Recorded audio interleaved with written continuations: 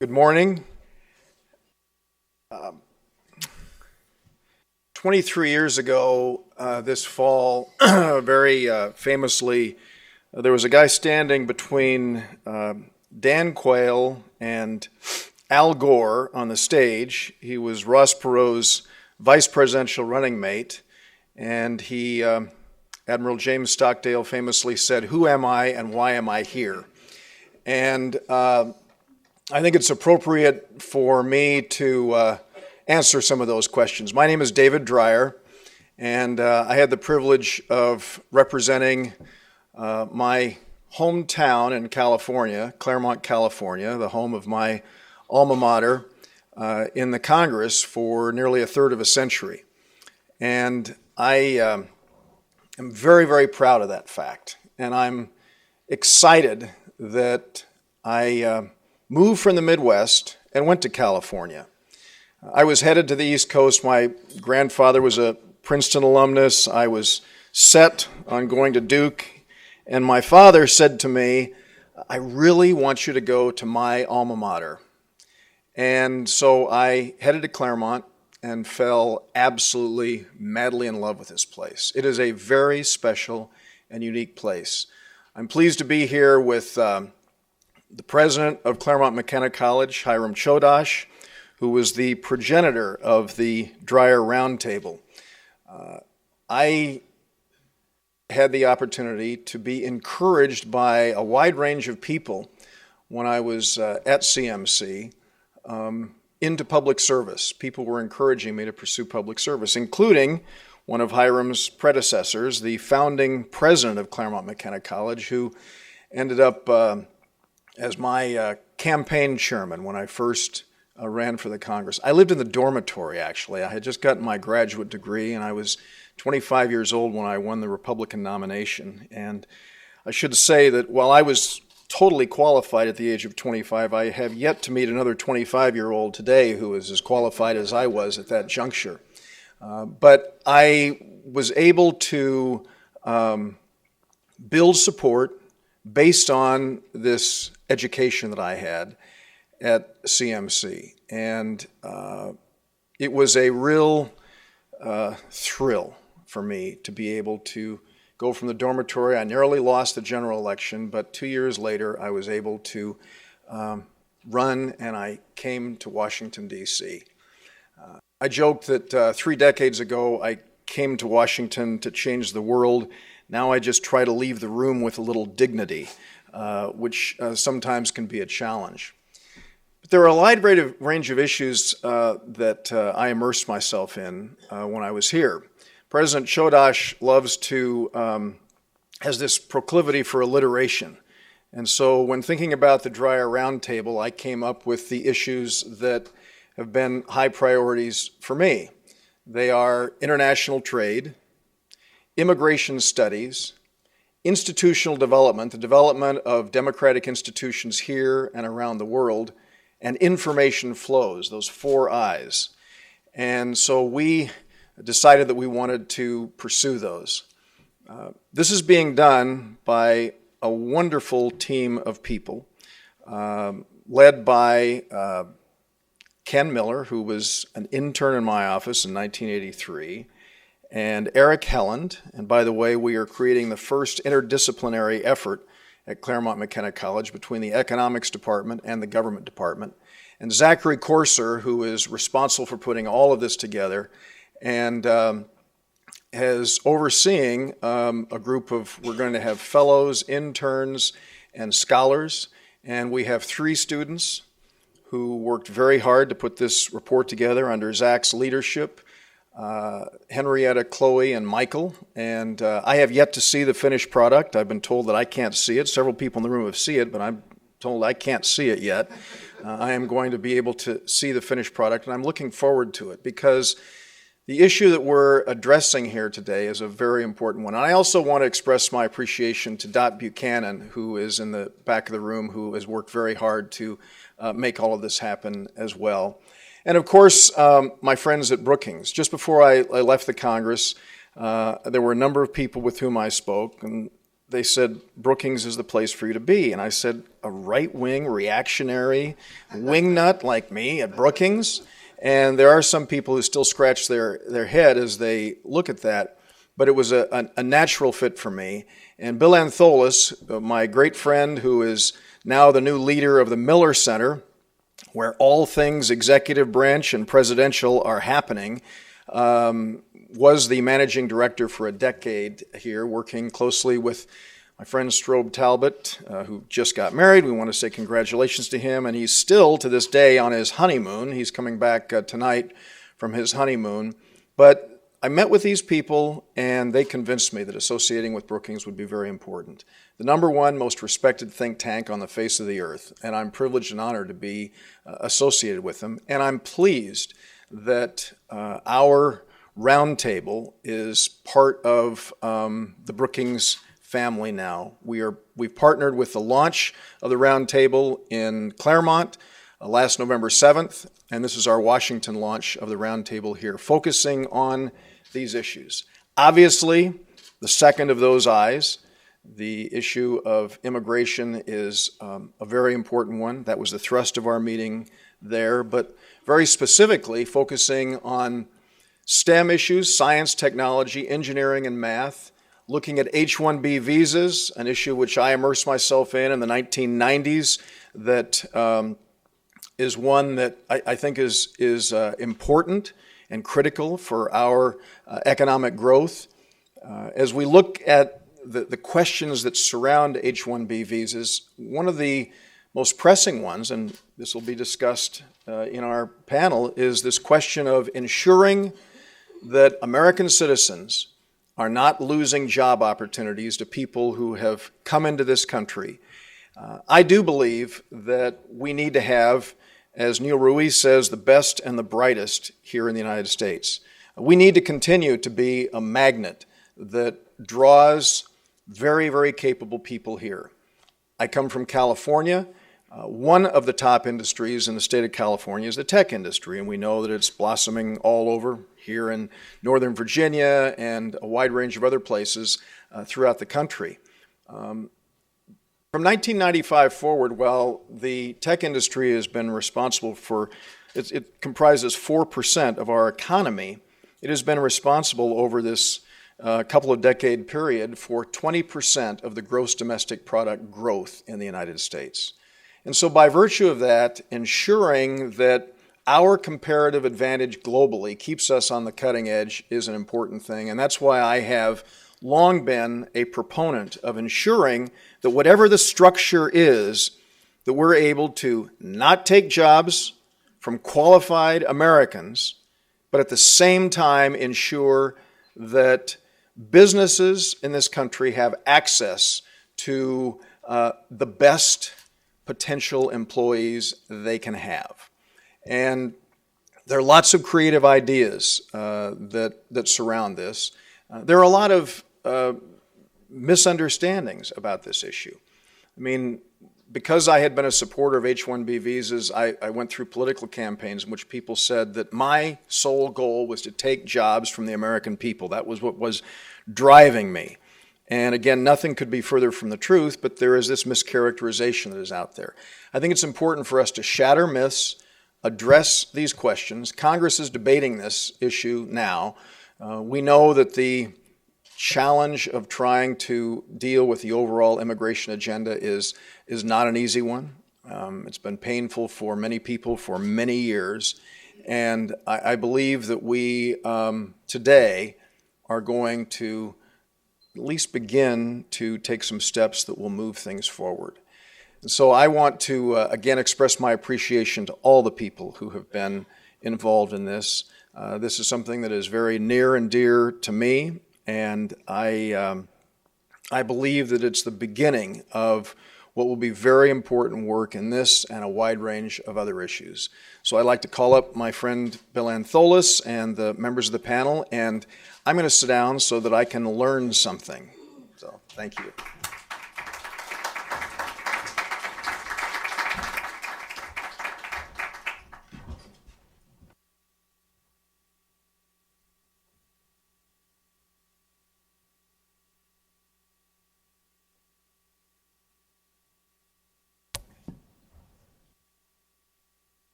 While my fellow panelists are getting mic'd up, I'll do a little throat clearing here and start by thanking David and the entire team from Claremont McKenna, particularly Zach, for having helped pull this together, not only on this end, but on the California side back in November, where the first Dreier Roundtable was held and launched at Claremont McKenna. David didn't do this as much as he might have, but I think because he was appropriately modest, I don't feel I have to be so modest for Claremont McKenna. Never having been there before, it is an extraordinary institution in and of itself, but then it sits with these other colleges. And on your next trip to Los Angeles, don't fly into Los Angeles, fly into Ontario, because the 30 miles takes about an hour and a half, I learned from my visit out there in November. Just don't drive at the time that you Don't drive at the time that I drove, exactly, which is any time between 6 a.m. and 7 p.m. But when you get there, it's well worth the journey no matter how long it takes. It's an extraordinary, it is like Oxford in Southern California. You have these independent colleges all connected to one another where students go back and forth and take classes. And Claremont McKenna is a jewel in the crown, if not the jewel. It's an extraordinary resource of cutting edge academics, but with a wonderful small town feel that would have made Mr. Jefferson happy. And I come to you today from the University of Virginia, having spent 10 years here at Brookings. Jefferson's idea of the academical village and a university that was connected to public issues and public values is very much alive in Charlottesville, but it's really alive in Claremont. And so I'm delighted for the partnership and for David's friendship over the years, and for the whole team from Claremont McKenna, but particularly Zach Corser, who is both a Claremont McKenna graduate and a University of Virginia graduate, I'll point out. We're delighted for the partnership. Let me start by introducing the panelists, and we'll get right into the conversation. We'll run this as a conversation, and we'll turn to you all in the audience pretty quickly. To my immediate right and my near right in a number of different ways is Amy Nice, the Executive Director for Immigration Policy at the U.S. Chamber of Commerce. She comes to this set of work from a career in law, but with always an eye to the public interest and public issues, and we're delighted to have her with us today. Daniel Costa, also a lawyer by background and training, and still in his current work as the Director of Immigration Law and Policy Research at the Economic Policy Institute. Both of these wonderful professionals tend to work in a place focused by economics and economic activities, and bringing a legal perspective into that is really quite important and valuable. To Daniel's right is Hiram Chodosh. Hiram and I have known each other the longest, I think, of anybody in this room. We met when Hiram was in law school and I was getting my doctorate. He is the president of Claremont McKenna, the 15th president? Fifth president of Claremont McKenna, having served in a number of institutions and law schools across the country, and really has a big vision for a small but powerful place. And to his right, Neil Ruiz, who is my colleague here at Brookings for many years in a couple different capacities, starting in the Global Economy Program and being in the Metropolitan Policy Program now. I have learned a great deal from Neil about these issues in particular, and more broadly about the metropolitan economy and how it connects to the global economy. So much so that when I was in India a few years ago, I actually waded into this issue with a couple short essays. And since then, Neil has gone back to India and completely outdone me and told me what I didn't know, which is a lot. So, and I'm going to start with Neil to have him frame for us. Neil, this set of issues that's out there has been out there obviously for some time. In the last several years, even 3 years ago when I was in India, the President of the United States in his State of the Union address in 2012 stood up and talked about outsourcing and ending outsourcing, and I happened to be in South India at the time. The technical details of student visas, particularly for developing a STEM economy, and H-1B visas, that is tech worker visas, is a pretty complicated one. Can you just give us a sense of where we are in the debate? What is being contested and what is out there as policy pathways forward right now? Well, thank you very much for having me. I think first thing is I want to contextualize it. The United States is the number one destination of foreign students in the world. We have the top institutions ranked by most ranking says the U.S. institutions are there. So students want to come here. The global economy is growing. China, India, where do they want to go? They want to come to the U.S. either to study for undergraduate or graduate studies, because we have also a great entrepreneurial environment in the U.S. The value of foreign students to the U.S. economy is great. In the short term, we have a lot of, we had a recession in 2008, and a lot of state universities were cash-strapped, and foreign students became kind of they're paying full freight and full tuition, so they were able to get them in the short term to help boost the institutions. In the medium term, they offer labor skills that in the labor market, and in the long term, the alumni network that the U.S. has it's great. They're basically economic ambassadors that connect U.S. economies around the globe to facilitate trade, foreign direct, international exchanges. But when it comes to retaining foreign students in the U.S., it's really complicated. We have an immigration system that is quite archaic. Just to take you through what a foreign student after they graduate, they get an F1 visa, there's no limit on foreign student visas in the U.S., but they have to get work authorization, which is called optional practical training, OPT. They usually get this right before they graduate. It gives them 12 months or 29 months if they have a STEM degree to work in the US. But then after that, they have to get what's called the H-1B, and this is the employment-based visa that's going to be the government opens the line for this visa next week on April 1st on a first-come, first-served basis. So employers have to vie for these visas. In the last 3 years, since our economy is doing well, they've ran out in the first week, and they actually had to do a lottery in the last years, and I think this year will be another lottery as well. But then if they do get an H-1B, then they have to get a green card, which allows someone to stay permanently and work in the US. And it could take 10 plus years to get a green card once you're sponsored by your employer. And this has to do with the fact that Congress set a limit is 7% of any country can get a green card per year. So that big backlog for Indian and Chinese students. They're the number one and number two senders of foreign students to the US, and they're really big countries. But if you come from Luxembourg, you're quite lucky because it's a small country, there's no competition for that cap. So that's the system we have now. The good news, at least we thought was good news for the last several tries since 2007, there's bipartisan agreement on this issue. And they know they had to fix this back in the Senate in 2013. It was passed in the Senate. That one method was to give foreign students, especially from good universities, a direct track towards green cards. But instead of having to go through all the OPT, H-1B green cards. But then what we have now, it didn't pass, like in 2007 when George W. Bush tried to pass it as well. We come up with Band-Aid solutions. These are executive action. George W. Bush expanded the OPT program for STEM students at that time, so to 29 months, so they could work, students who graduated, and it gives them several chances to get an H-1B, to enter the lottery, to enter the race. But then, and President Obama in November said he plans to expand this program again even more. But the question's left out in the open. We don't know exactly what the details there.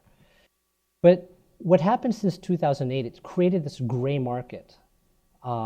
Because of that expansion, and because we have loose regulations on what schools could accept foreign students, we created a lot of schools that flourished, that accept foreign students, but give them a visa, but they are actually working. They're not really real students. So that has flourished, and a lot of schools have closed down.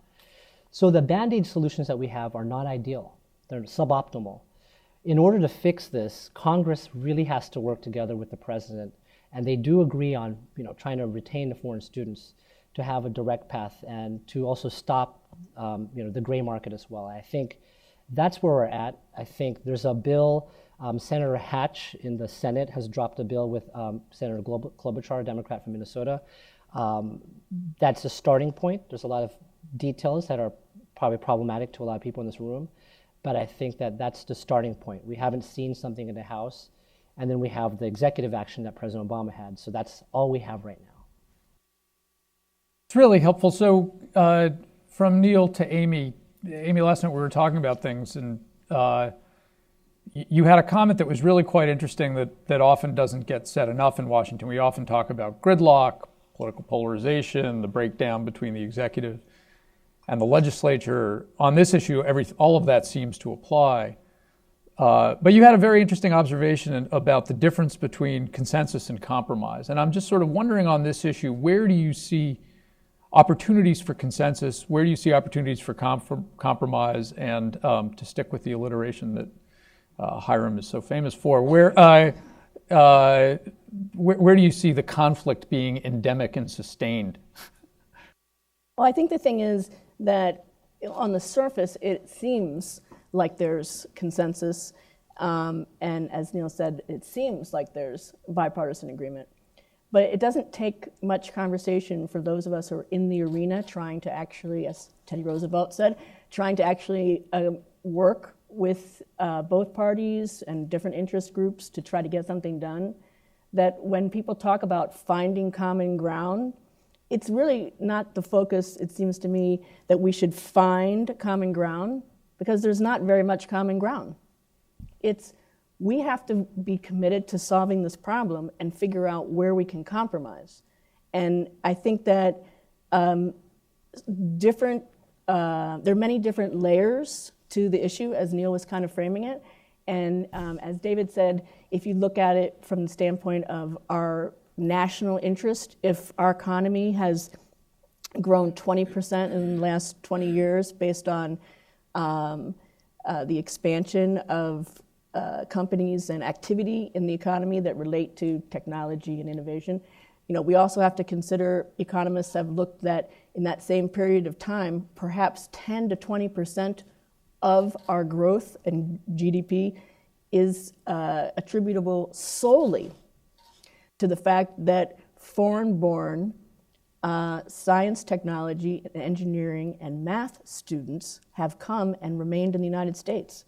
So when you're looking at it from the perspective of businesses and employers who are actually on a talent search and want to fill positions in the United States and go to U.S. universities, accredited U.S. universities, and are recruiting, if you're looking for people at the graduate level, master's and above, somewhere around 40% of all of the people you interview in a science, technology, engineering, or math field are going to be foreign-born students. And my employer members of the chamber, they want to hire the person they think is the best fit for their organization. And on average, it might be 40% of the time that person happens to have been a foreign-born student in those universities, where they do their regular, make their regular efforts to find the human capital, the human talent for their organizations. So I think one of the ways that we could try to move forward to find what are the areas that we can compromise on is, in effect, look at where different viewpoints and different constituencies. One is employers. We know we're not the only viewpoint, but one viewpoint is the reality on the ground for employers. What is it that we must have in order to create and retain jobs in the United States? That's one perspective. What is the key element? What are the key elements that employers see? And then we should look at different perspectives. What are the key elements that different groups, different viewpoints have? And we have to sit down with an idea of, we're going to solve the problem, not we're going to find common ground. And I just think that could be a starting point for trying to actually solve problems. So that I understand that better, let me kick it back to you and make sure that I'm getting it right. I think what you would probably, tell me if I've got this right, you would say that there is common ground that most people would agree that we would want to have a system where the next Andy Grove or Vinod Khosla, highly skilled, high level of education, wants to come, wants to stay, wants to build a business that stays here and creates jobs. There would be common ground for that. There would be a consensus on that. Where it starts to break down and we have to look to compromise is, as a general matter, employers won't know who that person's going to be when they come and walk in the front door. And we have to have an expansive enough pool of entrants while not knowing all the outcomes. Will they stay or will they go? How high will their skills be? And that's a kind of place where, since we will never know the details of it, we'll probably have to compromise at some point to meet that demand. Have I got that right? I think so. Okay. Daniel, is that right or wrong?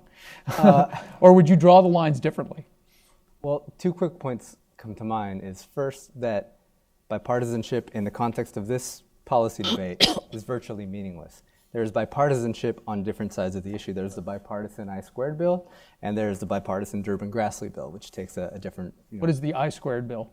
That is what Neil was talking about from Senator Hatch and Klobuchar, that would increase the number of H-1Bs, it would uncap the number of H-1Bs that could go to foreign students, foreign graduates, but not include any protections for U.S. workers, any new wage rules, the sort of improvements that I think we need and that a bill like Durbin-Grassley's would bring in. So that's one point. The second point is that I feel like Neil did a good job framing the issue, but he started to jump to policy solutions, and I don't think that we've stated what the problem is yet. The premise that I'm getting from the fact that we're having this convening is that we definitely need to keep more foreign graduates in the United States. If that's the premise, which it should be stated clearly. But if it is, I think it assumes a couple of things. Either it assumes that we have labor shortages in the STEM fields that we need to fill. I think that is a contested issue, and I would push back on that, and I'm happy to talk more about it. Or it assumes that having more foreign STEM graduates stay in our labor market is a good thing, and just a general good. And I'm not going to make the argument, but that seems like that would be one of the arguments. So. That then leads to me asking, well, are foreign STEM graduates actually leaving the country? I'm not sure that there's evidence that they are. Some of the best research on this is from Michael Finn, who looked at the stay rates of foreign doctorates in science and engineering, and about 2/3 are here after 10 and 16 years.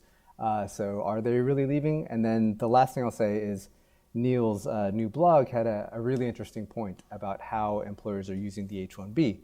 About 26,000, this is for 2010, about 26,000 of the 85,000 H-1Bs actually went to people who were F1 students who graduated. That means, well, 20,000 are set aside for just them, which means only 6,000 went to the regular cap. So why aren't more F1 students staying in the country on H-1B? That's because employers are choosing not to hire them, and employers are choosing to hire people with degrees from abroad. They could hire more of them if they wanted to, but they're not. And that tells me that employers are preferring people without U.S. degrees for some reason. Is that for wages? Is it something else? But that's also, there's a policy change there that the administration could make, or Congress might have to make, where they could prioritize U.S. graduates under the H-1B program. So just to stick with that, for one of the first things you said for just a minute on the how we frame the conversation today, and whether or not there's a labor shortage for highly qualified workers. I guess to go back to where I thought maybe there was consensus, the idea that whether or not there is currently a job for someone, the idea of a high-skilled person who will stay and not just work in a job, but eventually build a business and stay. Does that factor into the conversation? Can the economists that you work with frame out both what labor demand is and what a skills infusion from abroad might look like? Or or am I talking about two different things that really shouldn't be dealt with in the same conversation? No, I think there's two easy things that can be done. I think there should be some part of the government that is examining where labor shortages are on an ongoing basis, and setting those out and seeing if there's a national labor shortage where you can't get workers who are in the U.S. by raising wages alone, then maybe you have some sort of streamlined access for workers in those occupations. The other thing is you just set up a fair system that balances the needs of employers and the U.S. workforce. And that balance has a couple of really simple elements. That is, you recruit U.S. workers, do real sort of recruiting, and require that you offer a fair wage, at least the average wage. I think in high skilled should maybe be the 75th percentile wage. And then you require employers to hire equally or better qualified U.S. workers. And that's not an easy thing to regulate in the high skilled area. In the low skilled area, it's a lot easier. But in the high skilled area, you can do it in a way that's deferential to employers, because who's an equally or better qualified worker? Somebody from Harvard with a master's in computer science and 3 years of experience, or somebody from San Jose State with a master's in computer science and 8 or 9 years of experience. That's a close call. You got to sort of let employers do that. But you can get rid of the egregious cases with a rule like that, and then you can also have a private right of action for U.S. workers and have a really high burden of proof, a clear and convincing standard. And with that, you also won't have the courts being flooded with frivolous cases. So that sort of sets up the balance as I see it. Mm-hmm. Amy? Well, so this would highlight why, people can come to the table with very different views of the world, but we have to figure out a way to actually solve the problem. The business community very much does not support private rights of action. There isn't an employer. I challenge anybody in this room who's employed to go to your employer and say, I think that I should have my compensation should be 75, at the 75th percentile of the occupational compensation, regardless of how much experience I have, where I went to school, and how many years I've been working with the specific skill set that you need. That's not how it works in the real world by any stretch of the imagination. And we can't have the government saying employers who are hiring for their businesses have to pay a wage that is disconnected, untethered to what they pay American workers. So when we have companies who are recruiting, in that talent search to fill a job, they're hiring Americans and they're hiring foreign workers. They're not, U.S. companies going to U.S. campuses are not seeking out foreign students.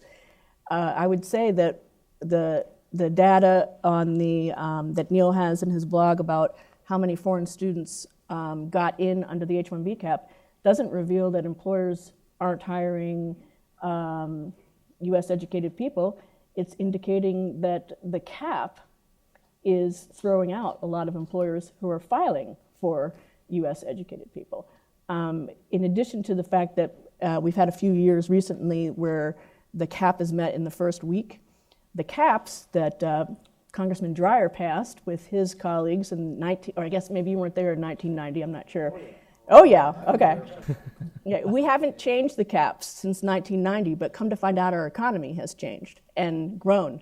And they were raised temporarily for a 3-year period in there.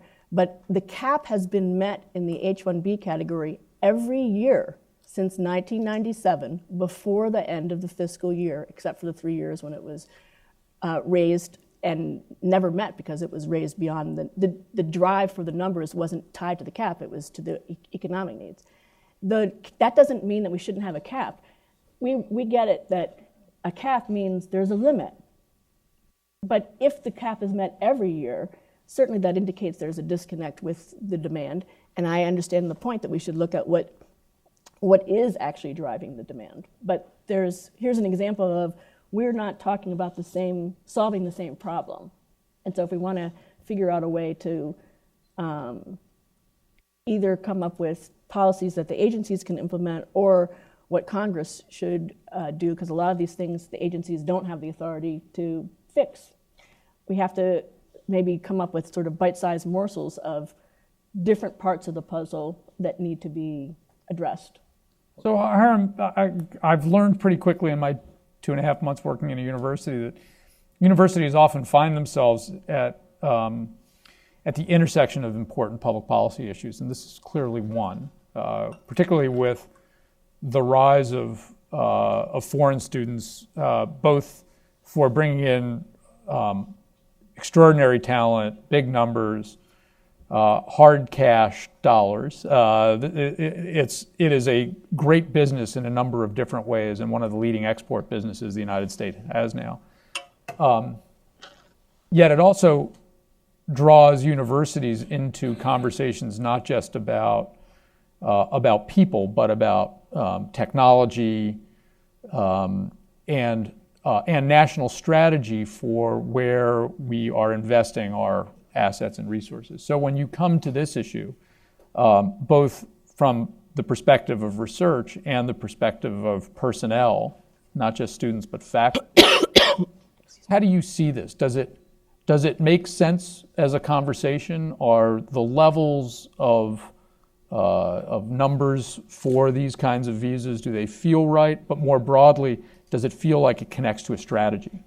The answer to that is no, it doesn't. I think not to minimize the kinds of problems that are on the front of Amy's desk, not to minimize that at all. Obviously, there are questions of labor shortages, and it does seem difficult to manage the problem on a temporal basis, because often you have a shortage, you try to supply an educational stream to that shortage, and you're off cycle, because every educational stream that you start upstream takes at least several years to get downstream. So I don't want to minimize those immediate political problems for what Washington needs to deal with in terms of how to structure and to streamline some of our immigration process. However, I do feel that we do not have a national strategy or anything that even comes close to a national strategy, largely because we have not figured out what are the human capacities that we want to grow in our society, and to what extent do foreign students play a role in that growth. If we don't decide on some basic parameters for that as a society, we will fall almost necessarily into the kind of pit that has difficulty figuring out not only how to develop consensus, how to compromise, how to solve problems, because in any social organization, if that social organization does not have a broader exterior purpose, you're going to see all these different perspectives and embedded values and untested theories being contested, and it will just then boil down to the path of least resistance, and you come up with solutions, but the solutions tend to be extremely technical, extremely tactical in their nature. So I don't have strong views on whether HB1s should increase by 20,000 or decrease by 20,000. I think that there's a lot of good technical work to be done there. And of course, I'm sympathetic to industry saying we can't find the workers we need to do this particular thing. But again, going to your question about surplus, or to your question about whether there's a shortage, we shouldn't be thinking about things just in terms of shortages. We should be thinking about how we grow a national capacity, and not just to supply labor, but for the kind of innovation that the society needs that drives value. I would add that the frame has to be broader than the purely economic frame. The frame has to extend into our geopolitical interests as well, and to the kind of cross-identification that takes place when foreign students come to the U.S. in both directions. Give us an example of so that. For example, if I have a roommate from Finland or from Singapore or from China or from Russia, I grow a cross-identification with that roommate, and so does that roommate with me. Regardless of where those people, where their lives lead, when something comes up in the news, if I'm abroad, something on the U.S., if I'm in the U.S., something abroad, I immediately have a certain empathic view because I have my best friend who lives in that environment. If you look at the Middle East conflict, and we have students from Israel and we have students from the territories and from surrounding Muslim countries, if you look at the Middle East conflict and you haven't had a personal relationship from someone whose family lives in the area, you have a very different view of what's actually going on, and your ability to bring common values together and to bring to bear is limited. In terms of national strategy, what I find a little limiting about some of these discussions is I'm not sure I really understand why STEM is STEM. I mean, there have been people trying to work at the edges of that to make STEM STEAM, adding arts, to make STEAM STREAM, to add religion.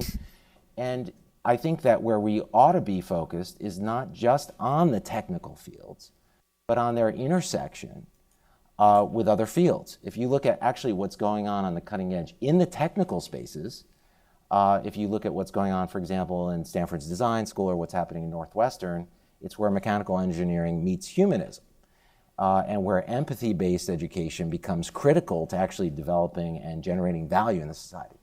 So what I'd like us to have, and this is on us too, this isn't just a criticism of insiders in Washington, it's also a self-criticism of what's happened in higher ed, is we've gotten so focused on the tactical, how to meet our budget deficits, how to deal with the practical problems of when we have outstanding students, how we get them into the employment sector where they want to be, that we've lost sight of what our larger national objectives are.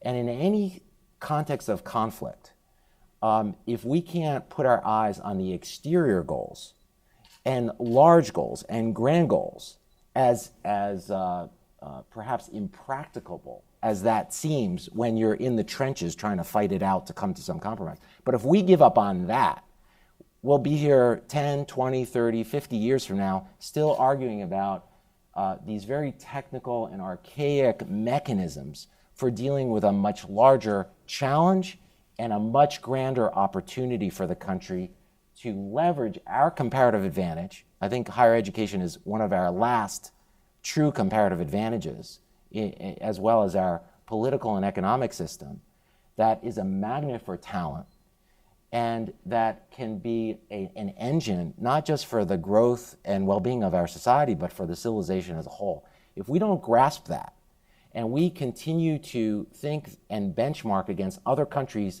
that are actually trying to do what we're doing, they're trying to understand the secret sauce of what we have, but we're focused on more metric and quantitative test scores and those forms of academic achievement, we may actually subvert the comparative advantage we have and end up with a really, truly substandard educational system and culture. And that's my great worry about not having that broader strategic conversation.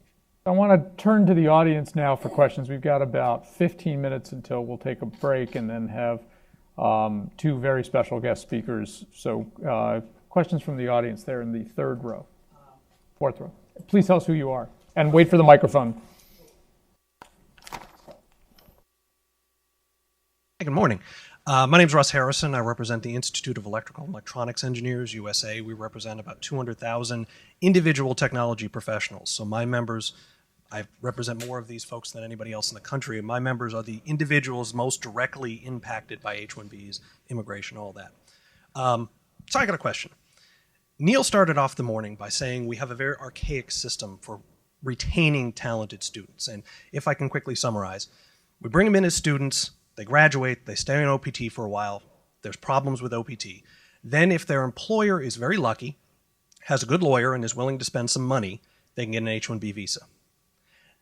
Then, if they have a lawyer and if they have extra money, they can sponsor that person for a green card. And if they wait the suitable amount of time and get a little bit lucky, that individual becomes an American. And the policy solutions that we're discussing is adding new archaic things to that process. Why don't we just give the students a green card? Why is that not the solution to this problem? You graduate with an advanced degree in the STEM field. You get a job offer. We set things up so your companies, Amy, can get a green card within a year for those workers. They become an American, they stay, they work here, they build our economy. We get around all the problems with the H-1B, with the outsourcers and loss of jobs. We don't have to worry about wage rates because they're Americans. They can protect themselves. Why are we working to re-jerry-rig a messed up system rather than trying to fix it? I just want to start, as Russ very well knows, we're all for that. And in fact, the House of Representatives passed a bill that IEEE and the U.S. Chamber worked together on to say that, just to refine it a little bit, not that it's automatic, but that if you graduate from a U.S. university with a STEM degree, and you go through, and your employer goes through the normal process to make sure that U.S. workers aren't qualified and available to fill the job, that there's a visa number available to you in the special pot sitting over here.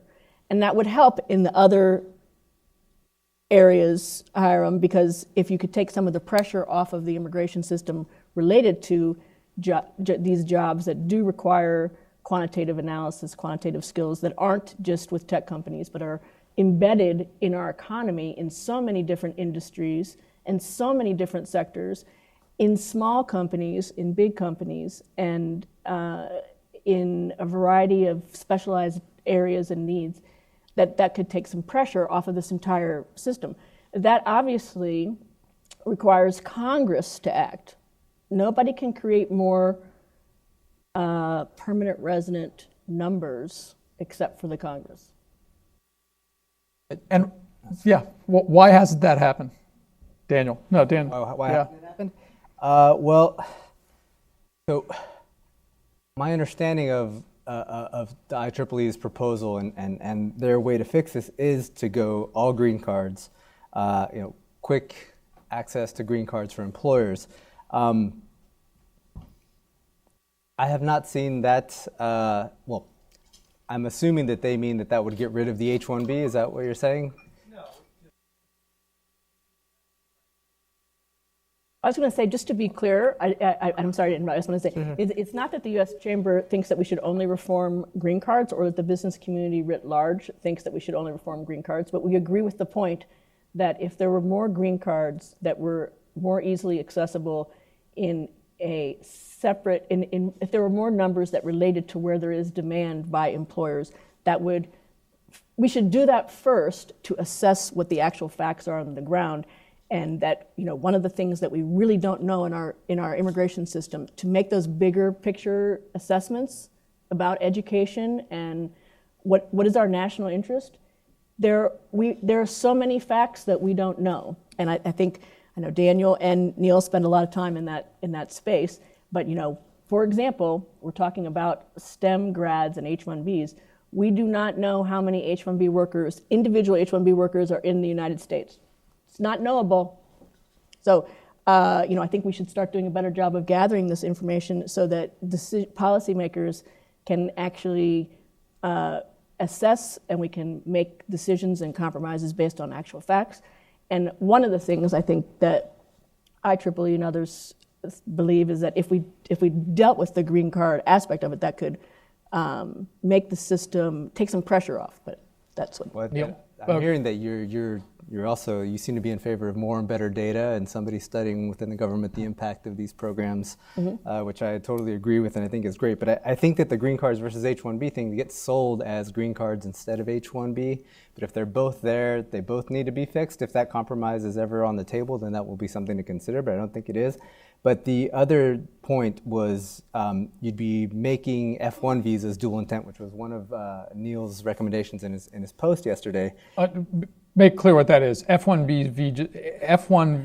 visas having dual intent. Meaning you can be an intending immigrant, which means that you could apply directly for a green card after being a student. And I'm of two minds about that. On the one hand, I'm sort of okay with if an employer wants to hire somebody who just graduated and keep them out of being indentured for 6 years under the H-1B. That seems okay with me. But on the other hand, I also think we're creating perverse incentives for the F1, and I think that will have an impact on universities and what their business model is and what their incentives are. So I think it's better to have targeted legislation for where the needs are and if an F1 meets certain requirements. But so I don't think generally it's an easy way to go. And to say that having more green cards will get rid of the problem with outsourcers, they'll just hire people with green cards and then not keep them for very long. That's just to be clear. Just to be clear on this issue, it seems to me that one of the legislative challenges or policy challenges of this kind of thing is you worry about the abuse of the system. So you can create a picture in your head where every foreign student comes to the U.S. with a tremendous educational foundation, comes to the U.S., works really hard, goes to a great university, and then goes on into the business sector. And that's a great story because that's the kind of student that we want to keep. But we also know that there are other mixed motives that sometimes foreign students have coming to the U.S. There are programs that have been developed to sort of capture the revenue and not deliver a decent product. And there's a lot of abuse there on the extremes.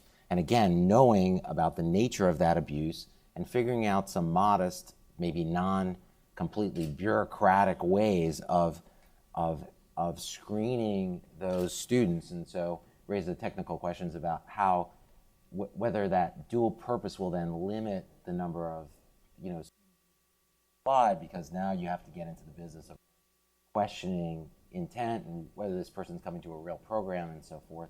that adds a level of bureaucracy to what seems like a simple way to deal with it. But I just want to mention that, we have to be careful that not to project just the positive story. We have to be careful about the negative story and what that can sometimes do to create fraud and other types of abuses in the system. I think Russ Harrison brings out a good point, and everyone always surrounds the debate around H-1Bs in high school.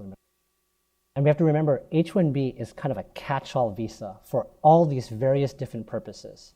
If we want to go to what Hiram was talking about in terms of what is our national strategy, the H-1B is capturing foreign students who are homegrown in the United States. They're studying in the U.S. They capture areas that businesses need that they argue that there's a shortage for temporary workers. They're capturing potential startups. Every startup in Silicon Valley, if they have a foreign worker, they have to apply for an H-1B too, and they probably don't have the legal firms. They don't even know how to apply for an H-1B, and they're more likely not to get an H-1B because of that. So there's multiple purposes all been shoved into the H-1B program. And I think that we have to think smartly if Congress is going to make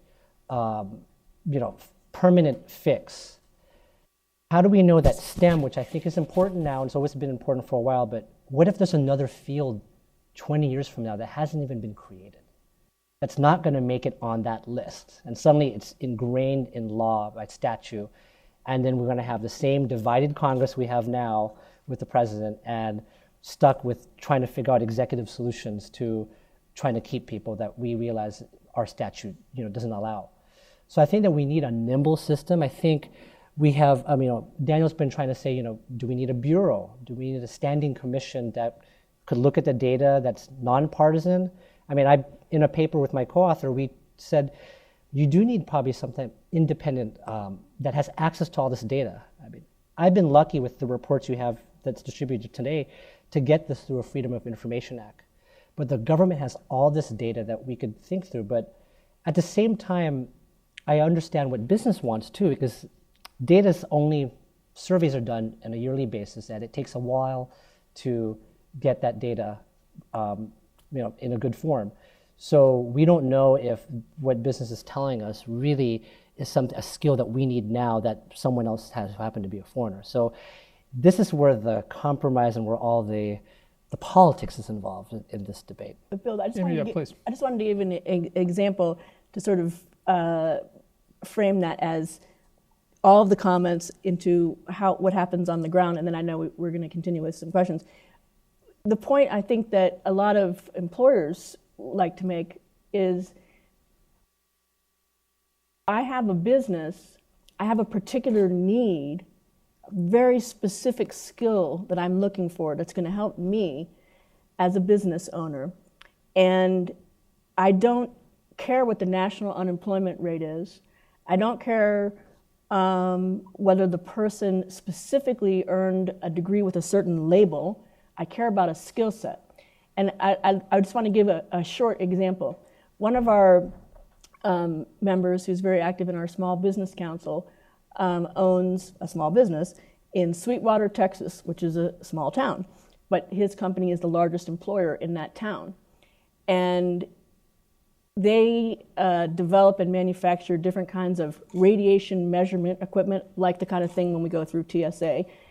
And he came up with an idea of being in the business for 30 years of a slightly different product. And he patented, got the patent rights for the thing that he needed, developed the patents he needed, got all the equipment, and then he realized, I need one guy who knows about da-da-da-da-da. And they recruited. You couldn't find an American worker who wanted to go to live in Sweetwater, Texas. He had to put all of his equipment in a warehouse. Kept looking. Finally found a guy who's a Mexican citizen who went to UT, who had an undergraduate degree in STEM, a graduate business degree, in between which he had gone back to Mexico and worked actually for one of this company's competitors. They put in an H-1B petition, didn't make the cap, couldn't hire the guy. He didn't get the 29-month STEM OPT because his last degree, not a STEM degree, doesn't have that label on it. after a couple years, they eventually were able to hire this guy, took all the stuff out of storage, set up the manufacturing, and created employment for 22 Americans. Is that a big deal? Well, it's not. In Sweetwater it is. In Sweetwater. Exactly. And there are companies like that around the country. It's not just the big name companies that are hiring thousands of people. It's a company looking for one guy or gal, specific skill set. And we can't have the government intruding in that, but somehow we have to figure out a way to facilitate that, because that's. I am curious about the small. I am curious about the small and medium enterprise bit of this, because it's fascinating, certainly from a regulatory obstacle course standpoint, which we often hear about. But from a data collection standpoint, what do we know about that? Dan, you talked about the importance of data and forensics, and the one thing about big companies is that they produce big data. Small and medium enterprises don't tend to, but that's where a lot of job creation comes from. So I don't know, talk about that from the EPI perspective. We're getting most of the H-1Bs. They are big companies, so most of them are outsourcing firms that offshore jobs, places like Infosys, Tata, HCL, Accenture. And they, what we also know about them is that they are using the visas in not the best way. They're getting about half of the visas. These are the big companies. And they're using it to do things like what happened at Southern California Edison just last month, where 500 workers there were laid off, and Infosys and Tata were hired to bring in 500 contractors. You would think that directly replacing a U.S. worker would be against the law, but it's not. There's a pretty big loophole in the H-1B where you can just pay $60,000 or hire somebody with a master's, and you can hire a firm to displace people at your firm, and the workers that came in were earning $65,000 to $70,000. The ones that were laid off were earning $110,000. But there are lots of people a lot of companies who get H-1Bs who only get one or two. There's quite a lot. But I guess my response would be to the scenario you just described is, I'd like to know how much that employer offered. Did he offer a higher and higher wage to try to attract somebody and let the free market work? And if it really didn't work in the U.S., then an employer should be able to, pay a premium so that they can get a government benefit of getting an H-1B and say pay the 75th percentile wage. Even if if it's in a high unemployment area, I think under a better system, you would have an employer pay a premium to get them if they really are that skilled. My guy in Sweetwater, Texas, comes under the Dallas MSA, and the wages that they identify aren't even the prevailing wage in Sweetwater, Texas, but those are the wages that he has to pay. So we already employers already have to comply with that system. The ones that are in compliance of the law are complying with that system. That's based on the Labor Department survey data of the wages and occupations in that general area. So you said that paying a 75th percentile wage earlier, you said that was totally unrelated to the job or the person. It has to do with what's being paid in that area, and that's designed to not push down wages. I'm aware that we're right near the end of our time. Do we have time, Adriana, for one more question? One more question. The gentleman toward the back with the blue shirt and blue tie. Ted Allen with the Council on Foreign Relations. A quick question for Neil, and then a slightly broader question. Neil, your post was very good about what's happening under OPT. I was actually in India last year and talked to a bunch of the U.S. officers in Hyderabad who were fighting this fraud problem. What happened to CVIS? This was the agency set up under DHS after 9/11 to prevent precisely this sort of thing. Isn't it doing its job? And then my one broader question, which there may not be time for. The Hamilton Project, a couple of years ago, paper by Giovanni Perri, arguing for an auction type system to deal with exactly some of these things you're talking about. So for high-skilled temporary workers, let the companies bid for them, in effect, as opposed to having all of this complex wage rate stuff. I mean, Microsoft has said, look, we'll happily pay $10,000, put it into a pool to train Americans in computer science because we can't find the people we need. It seems to me we're leaving a lot of money on the table there and instead kind of creating this complicated bureaucratic architecture. I know nobody wanted to do that when we had a chance for comprehensive immigration reform, but now that we're kind of back at square one, I think maybe that idea deserves a serious look again. A great question, Ted. So I think that what happened with CVIS was, this is where all the data comes from in my paper. And CVIS was created, this is Student Exchange Information System, to really just monitor foreign students. This happened after September 11th. And one thing that I realized is it's actually not hard to become CVIS certified school. That means to accept foreign students under F-1 visas. You just need 2 other schools who are currently certified under CVIS to write a letter and say, we will accept you, we would accept their students who are good enough for our school. There is no accreditation requirements. There are no, Department of Education doesn't say if that school is good or not. So that's where we have a problem here in the CVIS system. So given the problem we have, this gridlock in Washington on H-1Bs, people will get smart. In Hyderabad, they're getting smart. They're realizing, wait a minute, I'll go to one of these schools, pay only $10,000 for a master's degree, so that I could go to University of Northern Virginia, which sounds like UVA, but it's not, and work while I'm a student. There's another program called Curricular Practical Training at CPT, where if you're an intern or you want to work while you're a student. So these schools, I have the data and I've been analyzing it, they use it a lot. Basically, they're working while they're students and getting credit as a student for working for an IT company, let's say.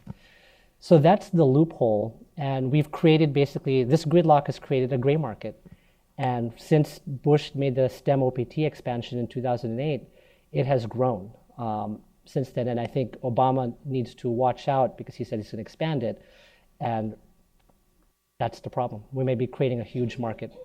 One sentence. Yeah, to please, respond? Daniel. I'll quickly. One sentence, and then I've got, I think, a follow-up question that's connected. Very quickly to your other point, I would say that one quick and easy way that you could do this in the H-1B rather than the big proposal Perry had would be to just rank, instead of doing a lottery, rank that by the highest wage. The highest wage should have priority within the lottery. And the $10,000 that Microsoft was willing to pay, to me, is sort of a joke, because if you look at how much you can, I mean, it's real money, but how much you could save by paying a level 1 wage versus level 3 wage for a computer programmer in San Jose, it's about a $36,000 difference. If you can hire an H-1B at level 1 for 6 years, that's $36,000 a year for 6 years. That's $220,000 you save right there, which means 10 grand is chump change, right?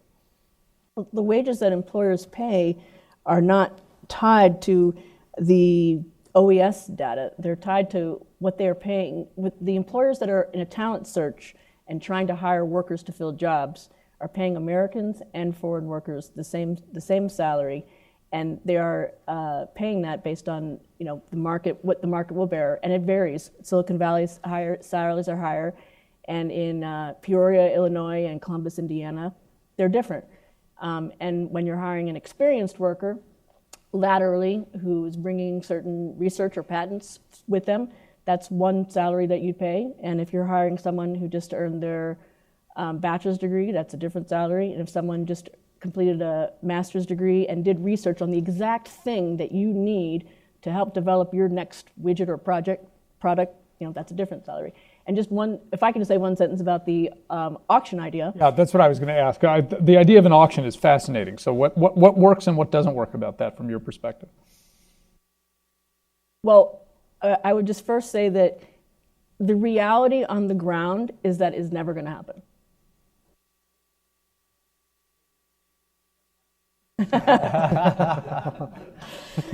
Well, we have too many diverse interests to support such a venture. That the Perry paper was sort of an outgrowth of a whole book that Pia Arrhenius and Madeline Zavagny wrote a couple years before that. And as Daniel was saying, okay, well, maybe just apply it to H-1Bs, but then what kind of employers? Can my guy in Sweetwater, Texas afford to be in the lottery? I know from a purely academic economic analysis standpoint, that's more valuable if you're willing to pay money. But there are 27,000 different employers who file for an H-1B. 26,500 file for one. Of the other 500, 400 file for 5 or less. So there are needs across our economy.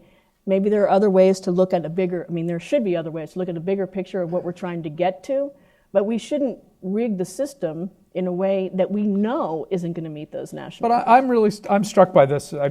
One of the great experiences of traveling in China is that the Chinese are actually very experimental about public policy. So in Beijing and Shanghai, there's a limit of cars.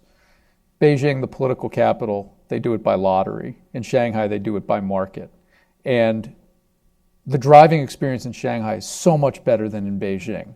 And the consumer experience seems to be so much better. And that taught me the power of market. So from a business organization, why wouldn't you be in favor of an auction, which is so much more market-driven than a lottery? Well, because since, as far as immigration, on the immigration issue, the chamber is actually trying to get laws passed. And we've had a lot of conversations with a lot of lawmakers, and they're completely disinterested and not even considering that. It's not something that we spend a lot of time talking about because we actually want to get something done. Would you be in favor of ranking it by wage? No, we don't agree with that. Instead of a lottery, that would No, mean but that if I'm- the highest paid workers would get preference in this, which would mean that they were most Why is likely the most highest skill, which is No. what we'd probably want Why is it from more a national valuable? interest perspective. Why is it more valuable to have an engineer in Silicon Valley who gets paid more because that's a higher paid market than an engineer in Sweetwater, Texas? Why is that more valuable to the United States of America? Would you pay that you would offer more for the worker from Well, Sweetwater this is if you your really needed perspective them? at the Economic Policy Institute, but not the perspective have- of I want America. workers We to be have paid more. 8 more minutes before we break this panel. Do we have any more questions out there before I ask? So, gentleman in the back with, I think I see suspenders and a tie, and this gentleman up front here with a green tie and a blue shirt. I'm Paul Donnelly. I work with Morrison Public Affairs Group, and along with Mr. Dreier, I may be the only one in the room who worked on the 1990 Act. You mentioned earlier that America needs a policy about all of this. Actually, we have one. It's the 1990 Act.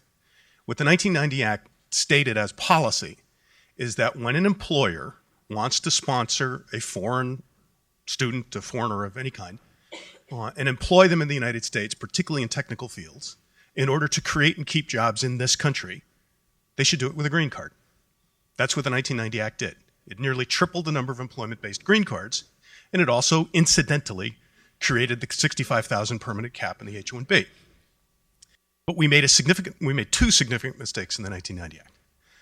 One was that we did not realize that by creating the H-1B program the way we did, we would create an outsourcing industry 15 or 20 years later. Most H-1Bs go to outsourcing companies who have a very clear business model and a trade strategy. That is to say, they bring people into the United States who undercut American wages, learn how to do jobs that are being done in the United States by Americans. So this isn't a question of a search for skills. Americans are already doing these jobs. This is what we saw with Southern California Edison, with Cargill and Best Buy in Minnesota, with Pfizer and Northeast Utilities in New England, with Disney and Nielsen in Florida. Then, having learned how to do these jobs, they're simply outsourced. That's the true face of the H-1B program. But the other thing that we didn't do in the 1990 Act was deregulate the green card process. And it's very simple. All you have to do, which we tried to do in 1990, which the Jordan Commission recommended in the mid-1990s, was simply create a fee structure where employers who wish to sponsor someone for permanent residency, not an H-1B, would pay for it. You could argue about what the price should be. The last bid that Microsoft made was $25,000, not $10,000. But that way, you know that the employer really needs this person because otherwise they would simply hire the American next to them and they wouldn't have to pay the $25,000 fee. All of that is a substantive point to set up a political question. The I-squared bill, which Senator Hatch has introduced, which may be voted on in the Senate in the next couple of weeks for all I know, is a long step backward from what actually passed the Senate in S-744. The Senate passed immigration bill, had a high-tech provision, which provided unlimited green cards for STEM grads and deregulated them so that you got a green card as soon as you are hired. It also created significant restrictions on outsourcing. The I-squared bill doesn't do any of that. My own count is that there are 45 senators who aren't willing to support doubling the outsourcing visa, which is the Indian government's name for the H-1B. I'm curious as to, since the purpose of the panel is to talk about a bipartisan solution to this, why the bipartisan solution we're talking about is so much focused on H-1Bs and so little focused on what actually passed the Senate, which is unlimited, deregulated green cards. So the gentleman in the front, and then we'll give all of the panelists an opportunity to respond briefly, and then we'll turn to the next panel for next session.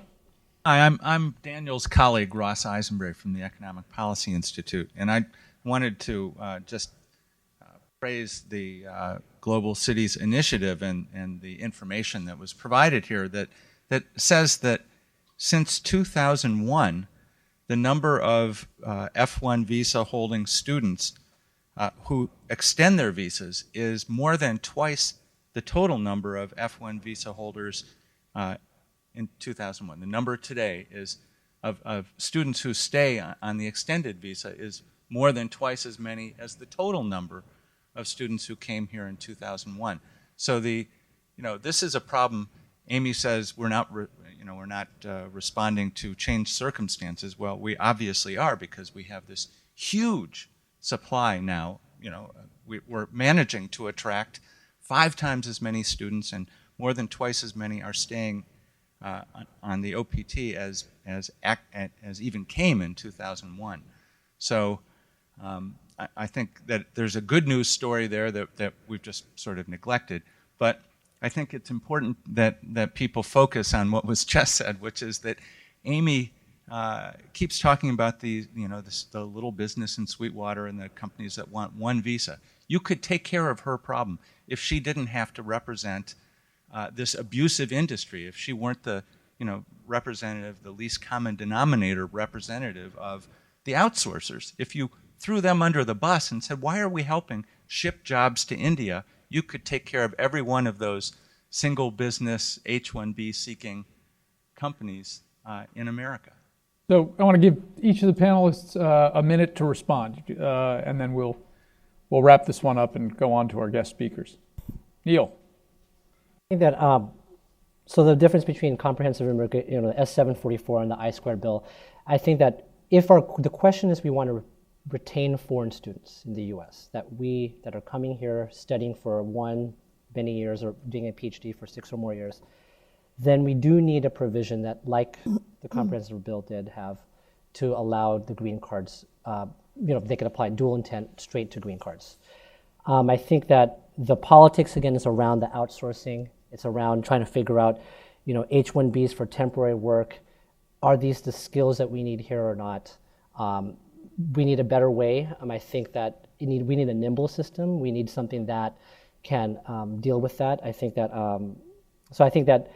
So the question is about green cards. I think that's important to have an easy way for foreign students who are studying at our good universities. And we have to remember, we have to think about. The debate would be about how do you define a good university, because we also could create a whole new market of schools that will just be green card mills. So it's very important for policymakers to think through that. In terms of the OPT, the stay rate, that's in my paper. That really, again, it does say that a lot of students want to stay and work. 45% of them do stay in the metropolitan area they went to school. So that's actually fascinating. Where what the finding was, New York was the number one. 75% of their graduates stay, who go on under OPT, stay to work for a New York employer. And also like Las Vegas, you see that as well, because there's a lot of things going on in Las Vegas where the gaming industry is globalizing, and they want to have their foreign students who are studying at UNLV, which is a great gaming hospitality school, stay and work for these companies, and then open up the multinational American companies abroad in Asia, because gaming is growing there. So I think that OPT, that's important. But then again, if we want foreign students to stay here longer than that 1 year or 29 months, that's where this whole debate is, in terms of getting a green card or H-1Bs. Neil, thanks for getting a reference to Las Vegas, and that's always a goal for me in all panels at the Brookings Institution. Hiram? I'm serious about that, actually. I think we have to look at questions of outsourcing and insourcing in a broader frame. And I'm not an economist capable of looking at it, but it just seems to me that the attempt to limit outsourcing is likely to lead to other forms of economic activity that will basically have the same net result. And I think we just have to be very cautious about what might be called the limits of law and the limits of actually restricting powerful economic activity that's likely to emerge under a different organizational setup. There are lots of strategies available to deal with the disparities in the cost of labor globally. And we live in an age of globalization, which basically means that particularly large and powerful enterprises will be able to conduct a form of legal arbitrage.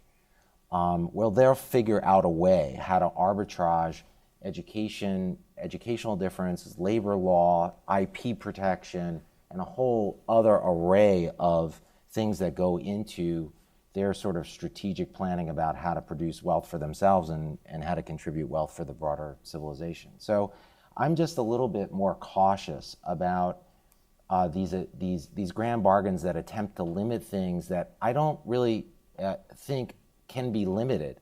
I think where we really need to go is to sort of understand those larger economic forces and not to necessarily collapse into them, but rather to strategize around them and to decide, okay, well, taking outsourcing as a model, what are the jobs that are being outsourced? Do we really care about them?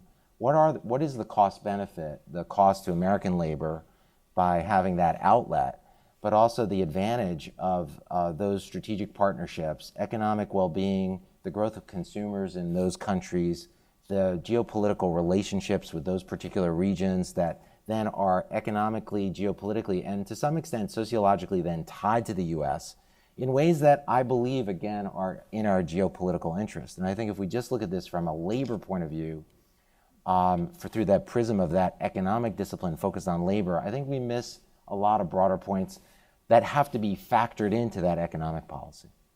Mm-hmm. Daniel? I'll say a quick response to Mr. Donnelly's comment is that I just think that just blindly increasing supply in the way that S744 did with uncapping STEM visas and uncapping some of the EB1s, I mean that doesn't seem like a rational policy to me to just blindly increase supply. I think the levels need to be set according to economic conditions, and I think the labor certification system needs to be improved and be an integral part of that. And then more generally, I think that what we really need to sort of piggyback on what Hiram was saying in terms of coming up with a broader national policy, we need a commission of experts modeled on the ITC, the International Trade Commission, because I think immigration is just as important as trade, with a good research staff that is studying how immigration can best serve the national interest.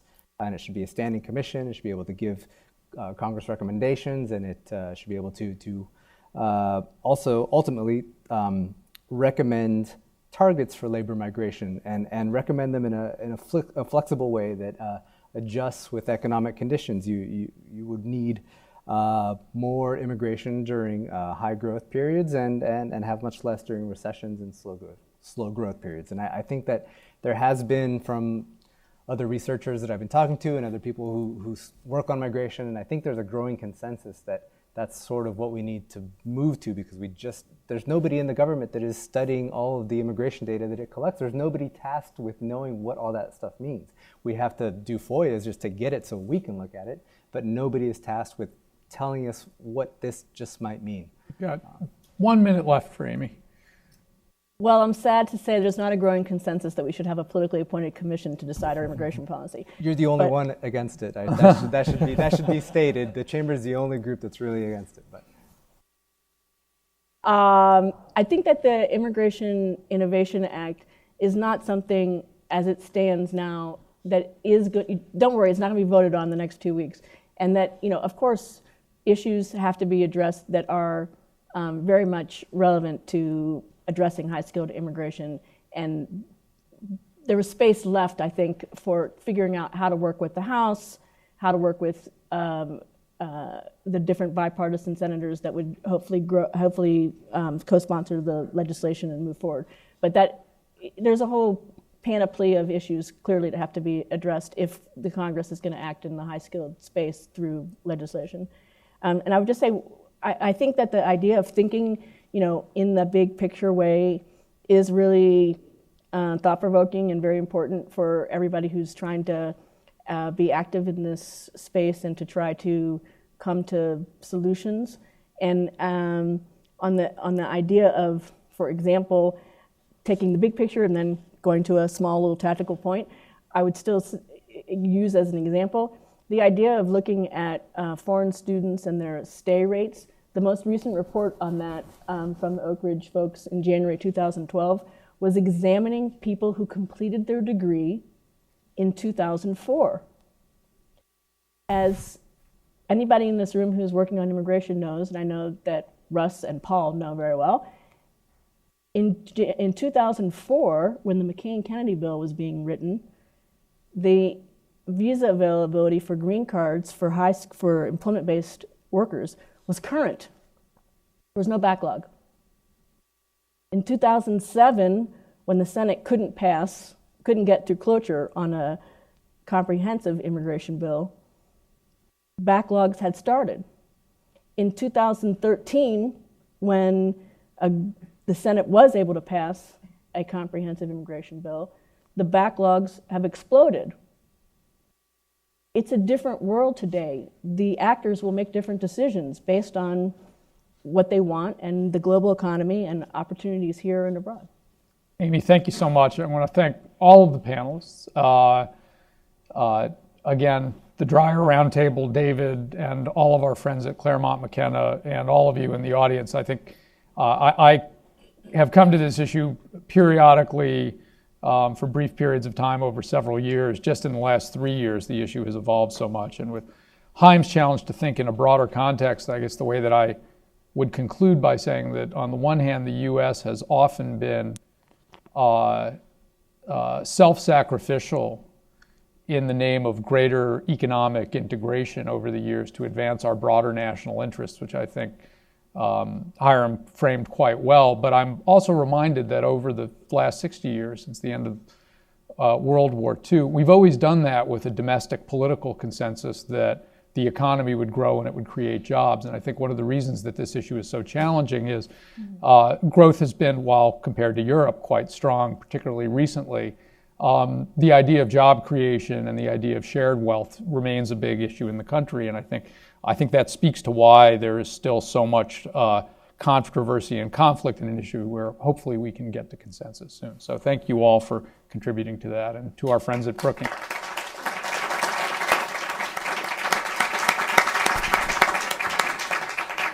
Oh, good point. Jacket rip-off. That could be like on some kind of bloopers show.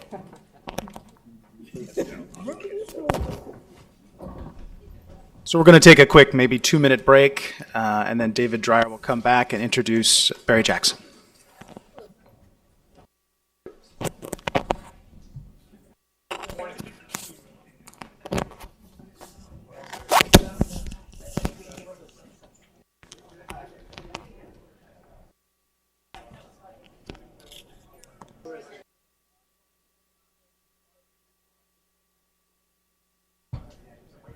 If all of you gathered in the front row would sit down, I guess we're going to go on here to Mr. Jackson here.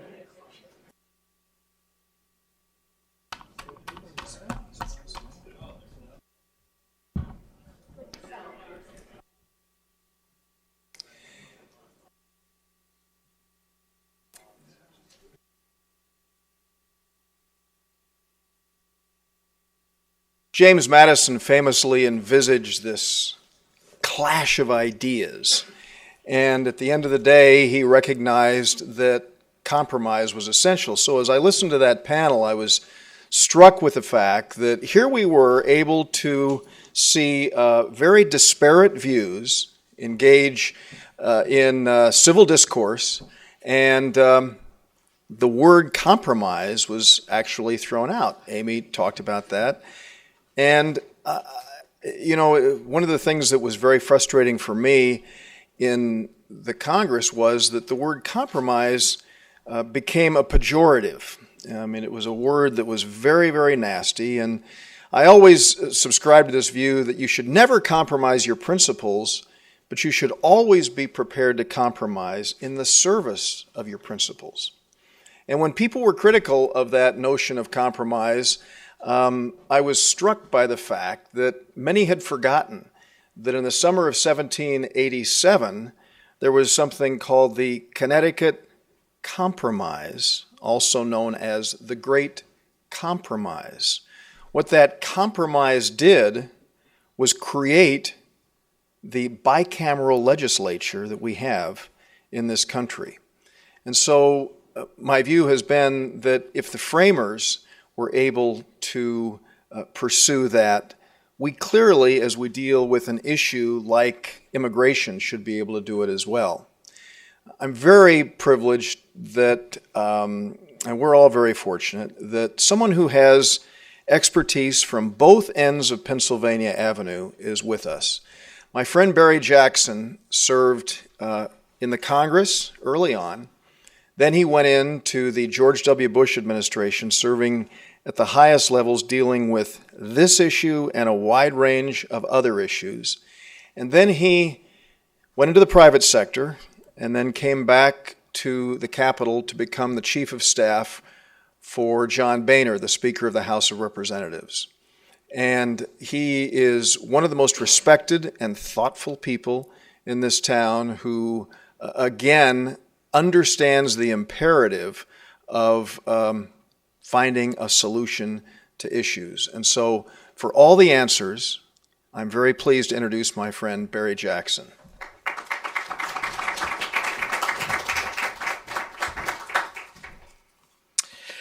Thanks, David. I told a few of you here just a few minutes ago, the last time that I publicly was out and about speaking about immigration was 2007, 2008, and the scars have never healed.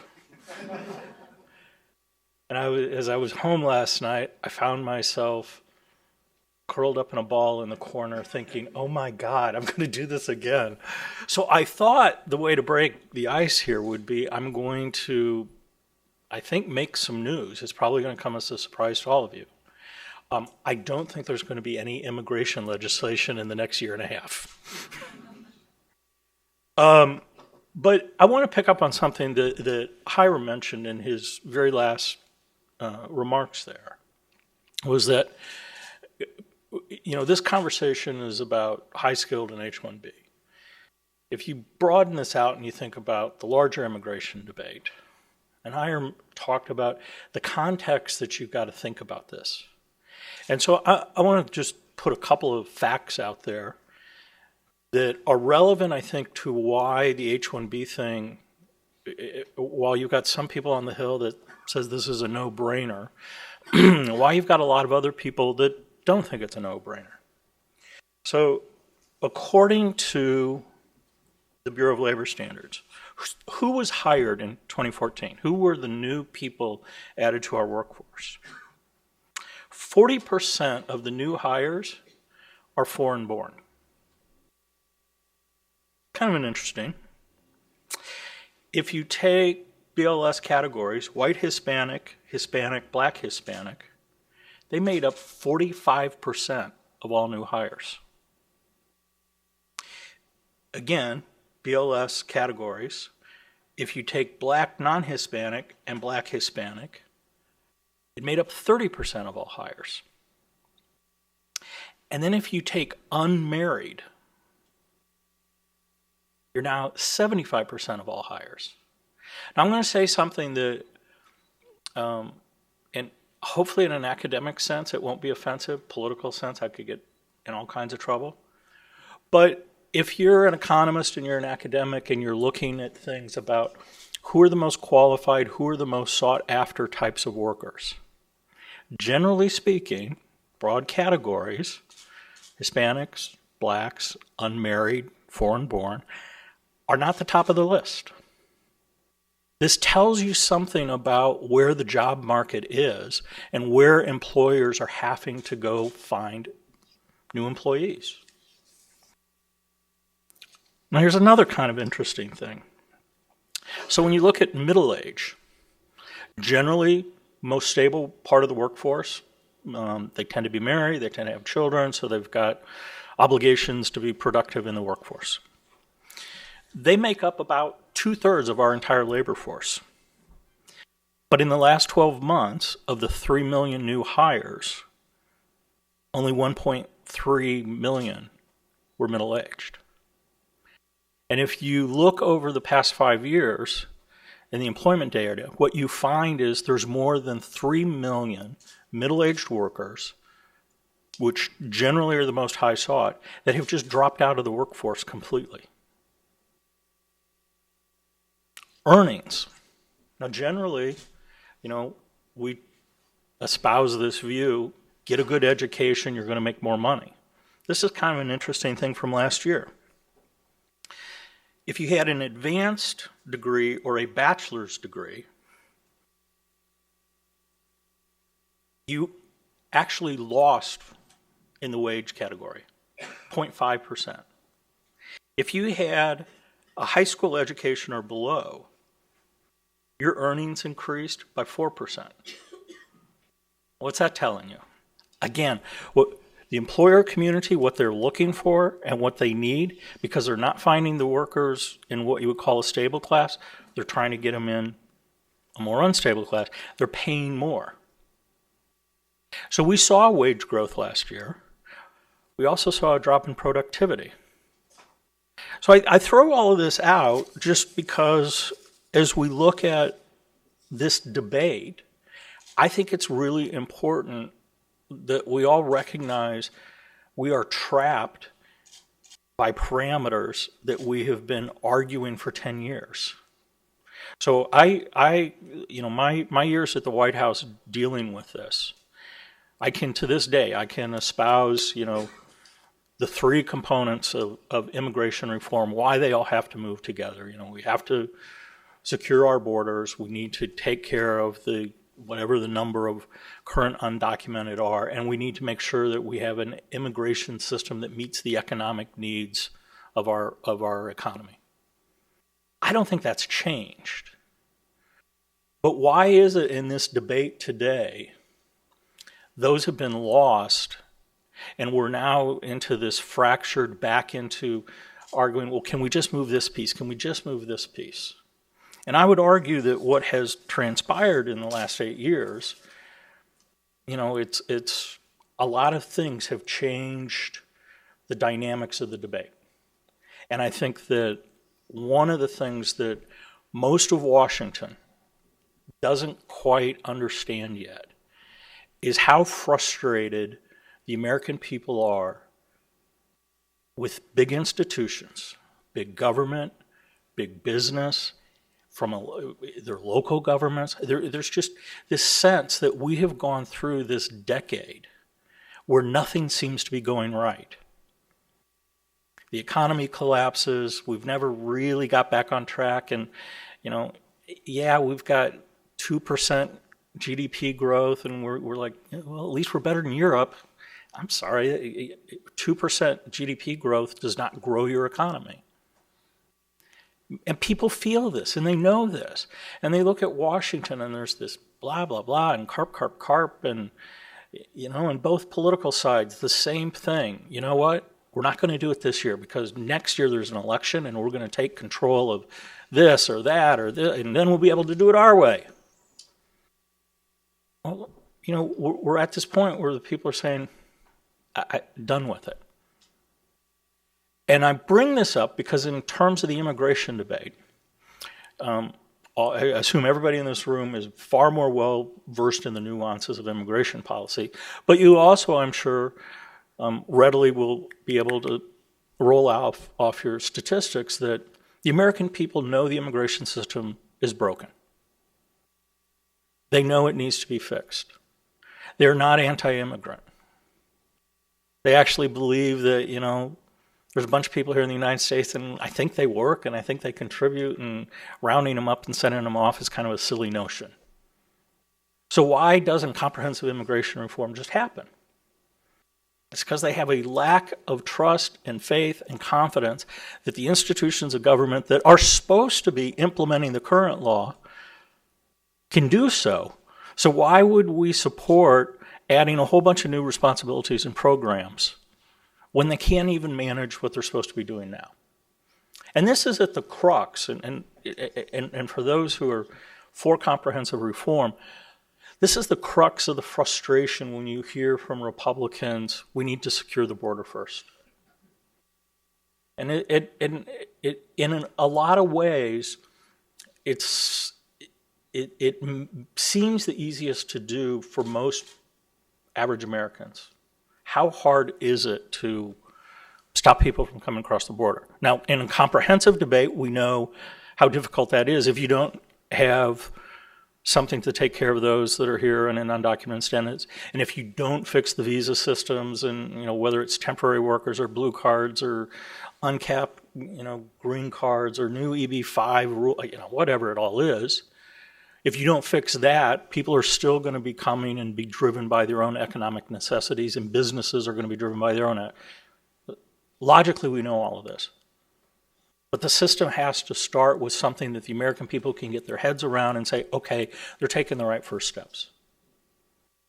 And the other thing I'll say that changed dramatically in the past 6 years is that the rhetoric on both sides of the issue has gotten to a point where we start our debates with our non-negotiables. And, obviously it's not a big surprise. I'm a Republican. I try not to be partisan when I talk about things like this, because I remember at the White House sitting at the table, and I had the chamber and the Farm Bureau and everybody on that side, the home builders, and we had La Raza and we had SEIU, and sitting at this table and trying to keep everybody talking, particularly on this issue, because you knew everybody broadly wanted to go the same place.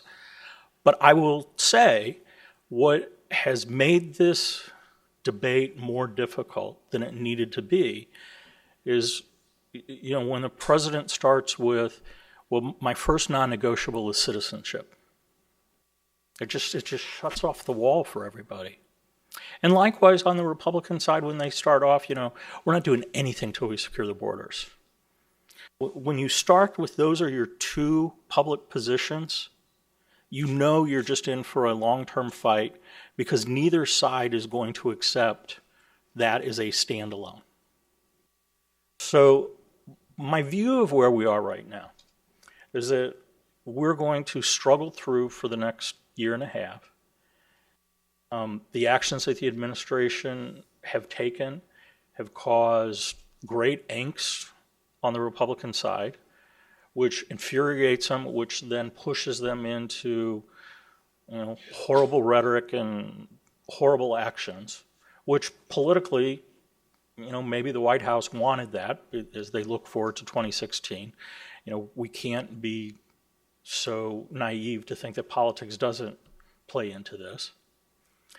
And we've got courts now that are into this that are going to be trying to tell us, did the president go too far? Did he not go too far? What's going to be able to happen? So what changes this dynamic as we go into 2016? We know on the Republican side we're going to have some of our candidates that are going to be using the same bad rhetoric, and they're going to have the same bad things that are out there. We have a couple of our candidates who actually are going to try to talk about this in a way that says we need to change the dynamics, we need to use a new outline. And on my side, I think that's going to be helpful.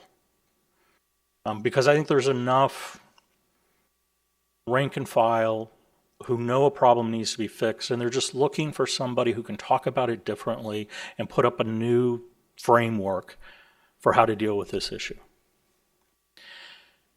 Which leads to my final point, is that probably many in this room, and all of us know all the other actors in town on this, but all the people that want immigration reform, whether it's full immigration reform or you specifically want H-1Bs or H-2As, whatever it is that you're fighting for, they also need to step back and be reflective about what they've done in the past 6 years in this debate, what worked, what didn't work, and have the strength and courage to say, you know what, kind of screwed that up. We need to start in a new fashion.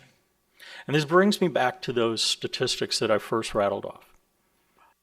Ultimately, you talk about H-2A. So why is it, on H-1Bs, why is it that the high-tech community is in such a state of angst over this?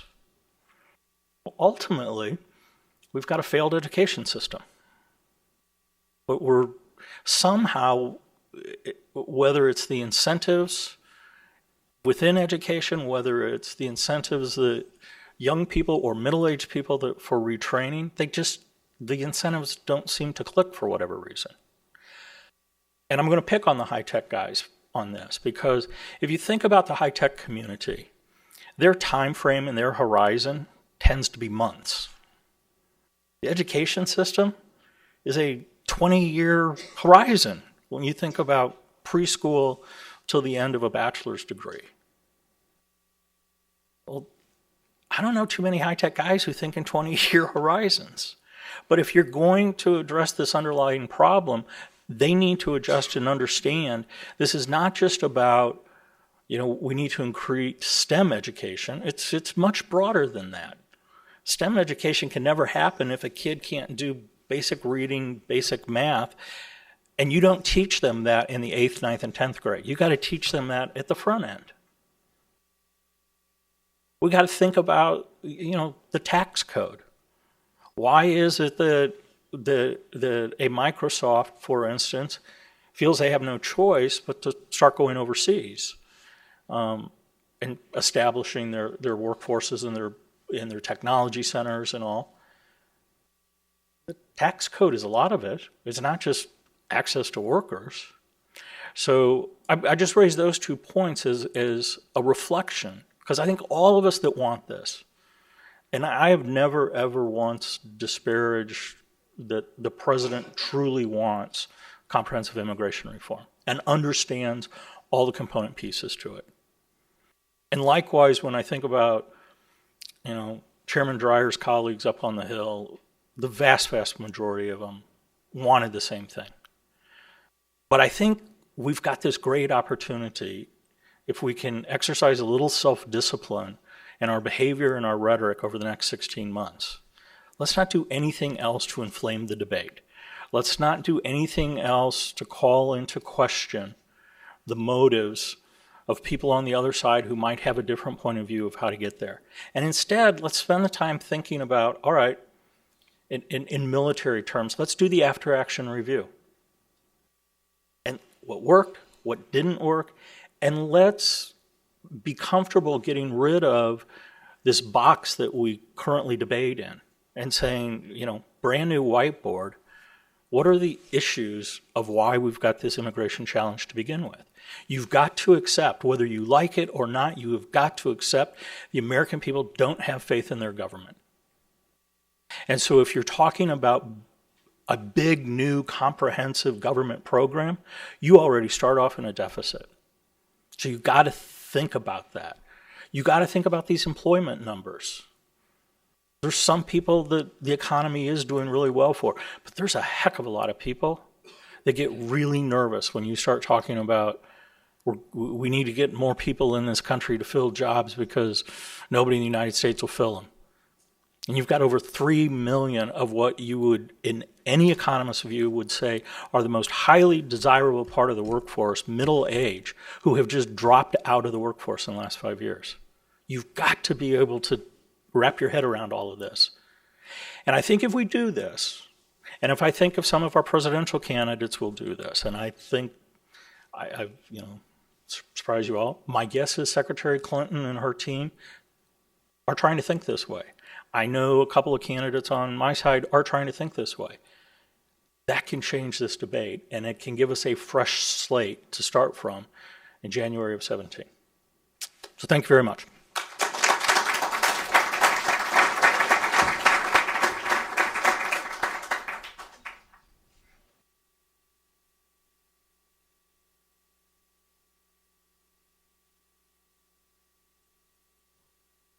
Hello, good morning, everyone. My name is Zachary Corser. I'm the Associate Director of the Dreier Roundtable.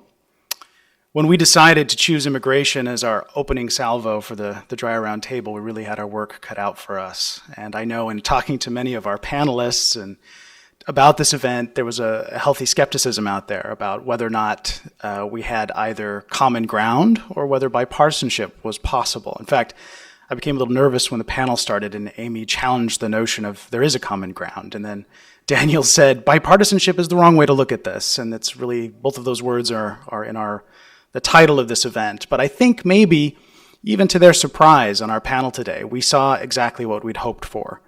and that is that people can disagree, and reasonably about this, and that there is, at the very least, space for compromise. That's a goal of the Dreier Roundtable, is to bring people together in just this sort of setting to talk about issues in just this sort of way.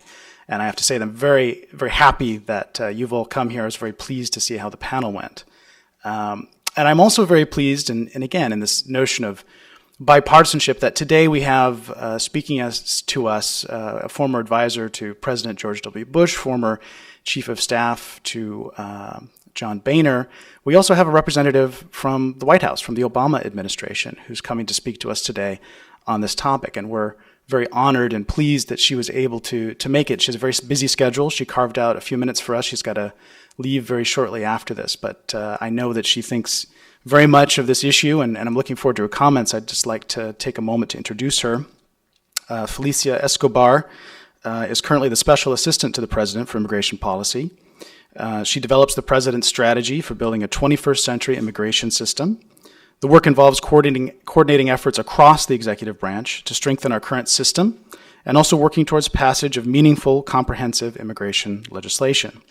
She previously worked in U.S. Senator Ken Salazar's legislative team, working with him to develop his legislative agenda on a host of issues, including labor, civil rights, judicial nominations, and immigration. And she also advised the senator during the comprehensive immigration reform debates in 2006 and 2007. Felicia is a native of San Antonio. She received her undergraduate degree from Yale, a master's in public policy from the Kennedy School at Harvard, and her JD from UCLA. So it's my distinct pleasure to welcome her today to speak to us.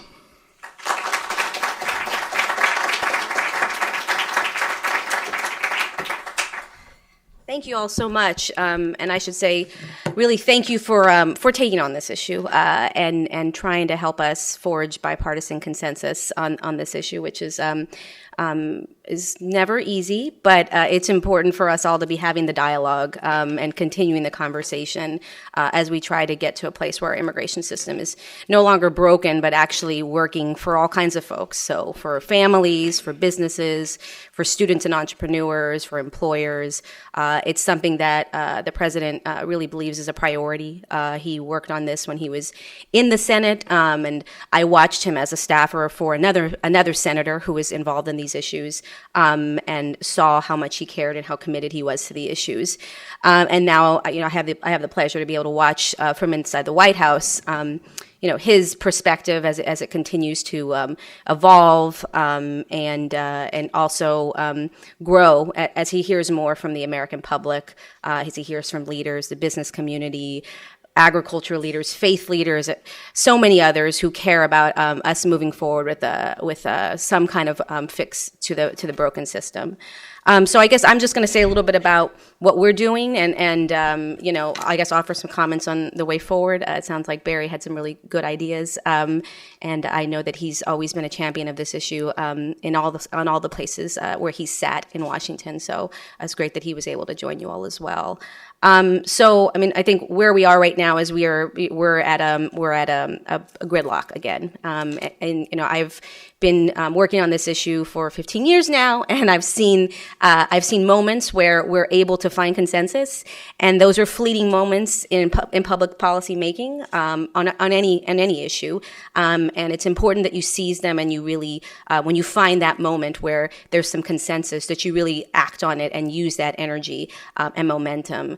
We spent the first part of the administration, the first term of the president's time here in office, really trying to move forward with legislation, but not really having partners on both sides of the aisle, because I think he's always recognized that in order for anything to move forward in the immigration space, there really does have to be some coming together of Democrats and Republicans and independents as well. So we were really at a gridlock for many years, and then it did take an election to, I think, shake loose things. The president got his second term in office, and it seemed like Republicans were interested in thinking through their position positions and views on this issue and trying to actually wade into the debate and try to find a solution. And so in 2013, we saw a lot of progress. As a former Senate staffer, the idea that a comprehensive immigration reform bill would get introduced in April, marked up in May, and then be on the floor in June in the first 6 months of the Congress was amazing. I always joke to people that, it takes the Senate 2 years to pass a bill naming a post office after somebody. So for us to be able to do that, that several hundred-page bill, to be able to move that forward was really remarkable. I think it gave people hope and confidence in our government that we were able to take on a really tough issue. And as an administration, we worked behind the scenes with Democrats and Republicans to try to make that bill better as they were introducing it, as amendments were coming forward, so that things could be workable. We may not have always agreed with the policy thoughts and ideas, but we wanted to make sure that whatever ended up in a final product was actually implementable, because we were the ones that were going to have to be implementing it. In the same way, I know when I was on the Hill in 06 and 07 during the bipartisan debates back then, the Bush administration was very active as well, and somewhat above, in the public eye, but also behind the scenes, trying to help us make that bill better. And I think that we got pretty far in 06, not as far as we wanted to in 07, and then it took us a few years to get to a place again that we got to in 2013 when we passed the Senate bill with bipartisan support. And then really from there, I think that instead of the ideas being the focus, Barry talked a little bit about this, the rhetoric kind of took over. And so even though the ideas underlying the bill, I think, were largely supported by the American public, by members of Congress, including the House of Representatives, we weren't able to get there because that happens in all kinds of debates, right? The rhetoric kind of gets in the way of the ideas, and we have to find a way as policymakers to wade through the rhetoric and really try to find common ground and move discussions forward and find solutions. So back last June, it's almost been a year now, the president decided that he could wait no longer.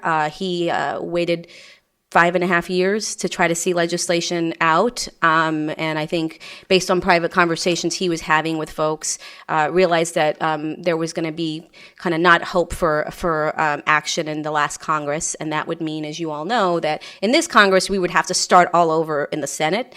And there were changed politics in the Senate, particularly with 2016 looming, and we were, I think we were all worried about what that would mean. We didn't know in June, but we knew that there was possibilities, and he decided that he needed to move forward and take a series of actions to try to improve the system within the confines of the law, right? So I know that a lot of people have focused attention on the things that have caused controversy in that package, so the things related to the undocumented population, but there were actually a lot of other good things in that package. So things related to strengthening how we do border security and how we do enforcement, including making sure that we're really measuring and thinking through how our resources are being used and measuring the success of our efforts. So that's something that Secretary Johnson has been working on. He created a new Southern Border Approaches strategy campaign that is focused on making sure that DHS is, there are a lot of people that work for DHS, but that wear different uniforms down on the border, right? And so it's important that they all coordinate and work better together so that we're using our resources in the most effective way and we're getting the most bang for our buck down on the border. So that's something that the Secretary's been very focused on, and he continues to think through metrics and also strategy. So that's one big piece that really didn't get much attention because of the other big piece. And then, like as I mentioned, there was a lot of things we did to the legal immigration system to make it work better. So things that people support, things that have been in Democratic, Republican legislative proposals, things that people have told us from the business side to the worker advocate side we can do without legislative action that are within our legal authority. So some of the things that we've already done that we've moved forward with as a part of that package. We have opened up the ability for H-1B workers who have spouses, these workers who are on the path to a green card, to allow their spouses, while they're waiting for the green card number to come up. And as you all know, the green card backlog is something we would have fixed in the Senate bill of 2013 and 06 and 07. We would allow those individuals to work in the country while they're waiting for those spouses to work in the country while their whole family is waiting for their green card numbers to come up. We really consider these people Americans in waiting, and we don't want them to decide to leave because of financial strains and difficulties for their spouses, who are often very skilled as well, to be able to work in our country. So that's one change we've already moved forward with. Just this week at the Select USA Investment Summit, which is a big summit of global investors that the Department of Commerce hosted, the president was at that event, and he talked about some changes that he made to the L-1B program, which is a visa that allows companies to transfer employees between their foreign-based offices and their U.S.-based offices. So those are important changes in terms of how DHS processes applications and evaluates applications that are going to be moving forward in the next few months. And we're actually allowing for public comment or feedback on the draft guidance that DHS put out on Tuesday, and I'm sure we will get lots of comments from all sectors. And then in addition to that, there are a host of other regulations that we're working on that are on a longer track that are going to take some time, but we're excited about. A program started, we're going to expand and enhance a program started in the last administration, the OPT STEM program, which is a program that is actually very much at the heart of some of the conversations you were probably having earlier today about STEM students. So the OPT STEM program, lots of letters in that acronym, that is a program that allows students who graduate from colleges and universities with STEM degrees, foreign students, to stay in the U.S. for up to 29 months to get additional practical training with their degrees. So the program right now is available to certain STEM degrees for that period of time, and we're thinking through right now how to enhance the program so that we have a better sense of who is coming and using the program, and that we're not just having folks graduate and then not really keeping tabs on them. And something that we think is important both on the college, university, and business side, but also for the student, so that they're actually getting real training that actually applies to their degrees. So there's work we're doing in that space, and there's work we're also thinking through in terms of should we be expanding it beyond 29 months? That's a conversation that will need to happen through the regulatory process, and DHS is very busy thinking through that, and will offer that regulation up to for public comment sometime later this year. But so those are just a few examples of things that we're doing. Two other things. People all talked about a lot in November about the president's executive order and the things that he did, whether they liked them or not. And there actually weren't that many things that he actually signed. He did not assign an executive order to give amnesty to undocumented immigrants. He didn't sign an executive order related to the border, but he did sign two presidential memoranda, one related to creating more welcoming communities where we're thinking through the integration of immigrants. So he created a task force on new Americans that we're actually in the throes right now of finalizing a report that's due to him. We're a few days late, but we will get it to him in the next few days, a report about our vision for how we help integrate immigrants and refugees, many who bring skills with them that we're not taking advantage of yet. So you think about the refugee who has a PhD or an MD, but maybe working in the service sector, laudable that they're working, but shouldn't they be using that degree, the degrees that they bring with them in a way to actually help contribute to the economy? So that's something, those are the kinds of things that we're thinking about in the New Americans Task Force. We also created a process to think through the process of our visa system and how to modernize it. And so we call that the Visa Modernization Process, PM, and we're very busy working on that as well, thinking a lot with the Department of State and with DHS how we can make the visa process work better. As some of you may know, depending on what kind of visa you're coming in on, if you're coming in on an immigrant visa, you may be interacting with DHS, DOL, and the State Department. That process is lengthy, and there's ways that we can make it more streamlined. Things that we can't change because they require legislative action, but there are things like making sure that files, instead of having the State Department mail something to DHS through the snail mail process, why don't we figure out a way to make that all happen electronically? So those are some of the things that we're thinking about, because those extra weeks and months, they add up to saving people a lot of time. Businesses, the workers who are actually coming to the country, and also families that are want to become green card holders and eventually Americans. So that's something that we think is really important. And so look for that report to come out sometime in April. But we're very excited about the work that we're doing. It's difficult because I can say for me personally, and also for the people I work with, like Cecilia Munoz, who's my boss, and the team of people at the White House who've been working on this issue for years at the White House, it was difficult to think through the executive actions package because, we knew that in a sense it was a recognition that the Senate bill was not going to pass. The president made that clear in June when he said that, the speaker had told him he was not going to move forward with immigration legislation in last Congress. And so that was a difficult thing to grapple with as people who've been working so hard to actually get the law fixed. But at the end of the day, our broken system is also about the people who are waiting for the fixes to happen. And I think the president over the years has met with so many people who are personally suffering because of the broken system, and our economic our economy is also stunted to some extent because of our broken system, right? And so he really felt that it was important for us to do as much as we can.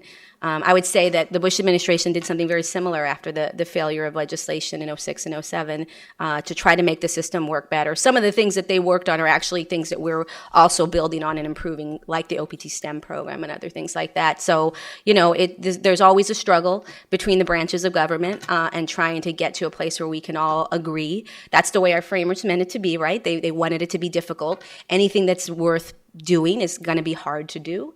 And so from that perspective, I would say that, I would ask folks to continue to be a part of this conversation and this debate, because I think you all know, and I know that it's all worth it in the end when we finally do get a change in the law. Laws take time to change. And that's the way the democratic process in our country works. And it's just important that people continue to be involved in the debate and that we bring other people into the debate as well. I can say that from my time in 2006 and 2007 to where we're at now, the faith community is so much more involved, which I think is super important, the evangelical community. And I think that's because of personal experiences with the grappling with the broken system. The business community has always been involved, but I'd like to think that you guys have kind of stepped it up, Amy, in the last couple of years. And we really appreciate that because given, as Barry mentioned, given where the economy has been over the last couple of years, it is a difficult issue for some Americans to understand. Why do you want to bring all these people here on green cards so they can compete against me, or temporary visas so they can compete against me or my child, right? That's a conversation we need to continue to have as well. And so I think having new voices added to the debate really help us really touch all the folks that we need to in order to get, the pressure cooking in Congress and also cooking in the White House to get legislation passed. So, I'm still very hopeful that we will get there someday. It will take some time, and I understand that we have an election that's about to happen that is going to color a lot of the conversation over the last few months of this administration. I think we're really hoping that it moves us in the right direction. And as Barry mentioned, there are people in both sides of the major parties that are thinking about this issue, and most and some are thinking about it in a productive way. And so let's have another election, let's have another debate with the American public, and hopefully we can get to a place where we're passing legislation and we're all having the high-class problem of being too busy because we have all these regs to write and we have all these information sessions to have to tell people about the changes in the law. So thank you very much.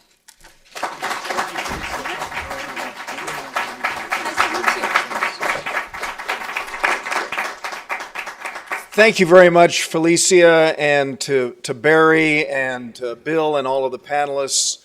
Very, very much appreciate all of the effort that went into this.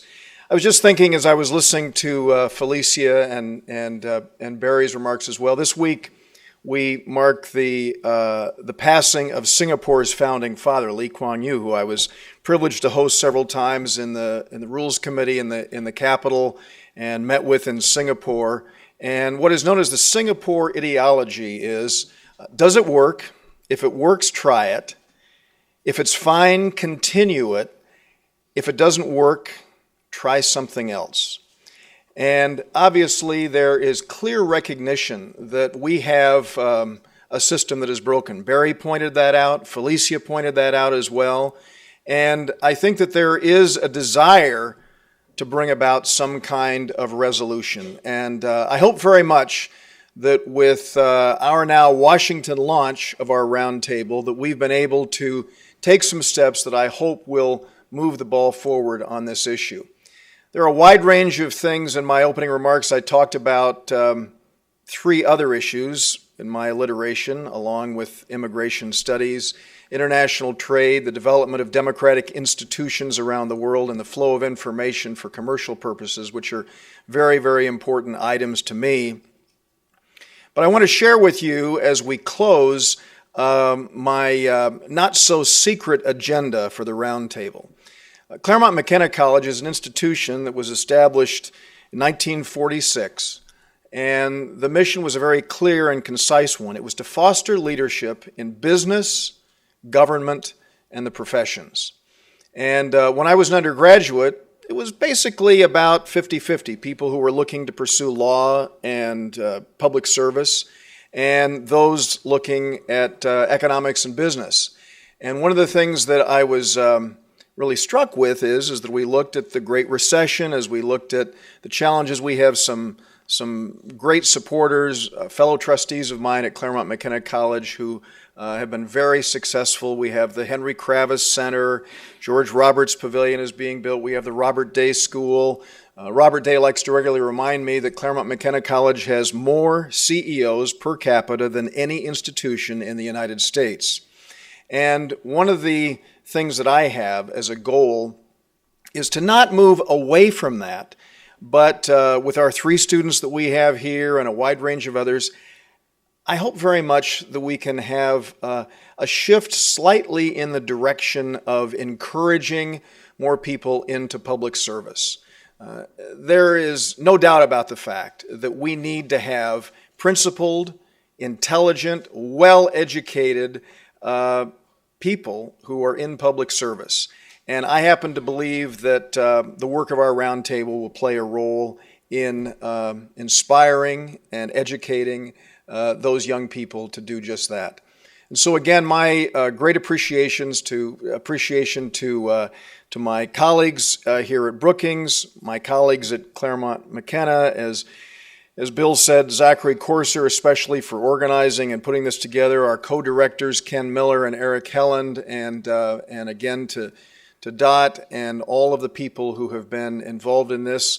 There's a proposal that emerged from Brookings for another idea that we might have, and while the deadline is next week for application, we are looking 4 years from now at possibly hosting a presidential debate at Claremont McKenna College, and the idea is that Brookings, along with Claremont McKenna, will come together to apply for the opportunity to host a presidential debate. So civil discourse is something that is guiding us.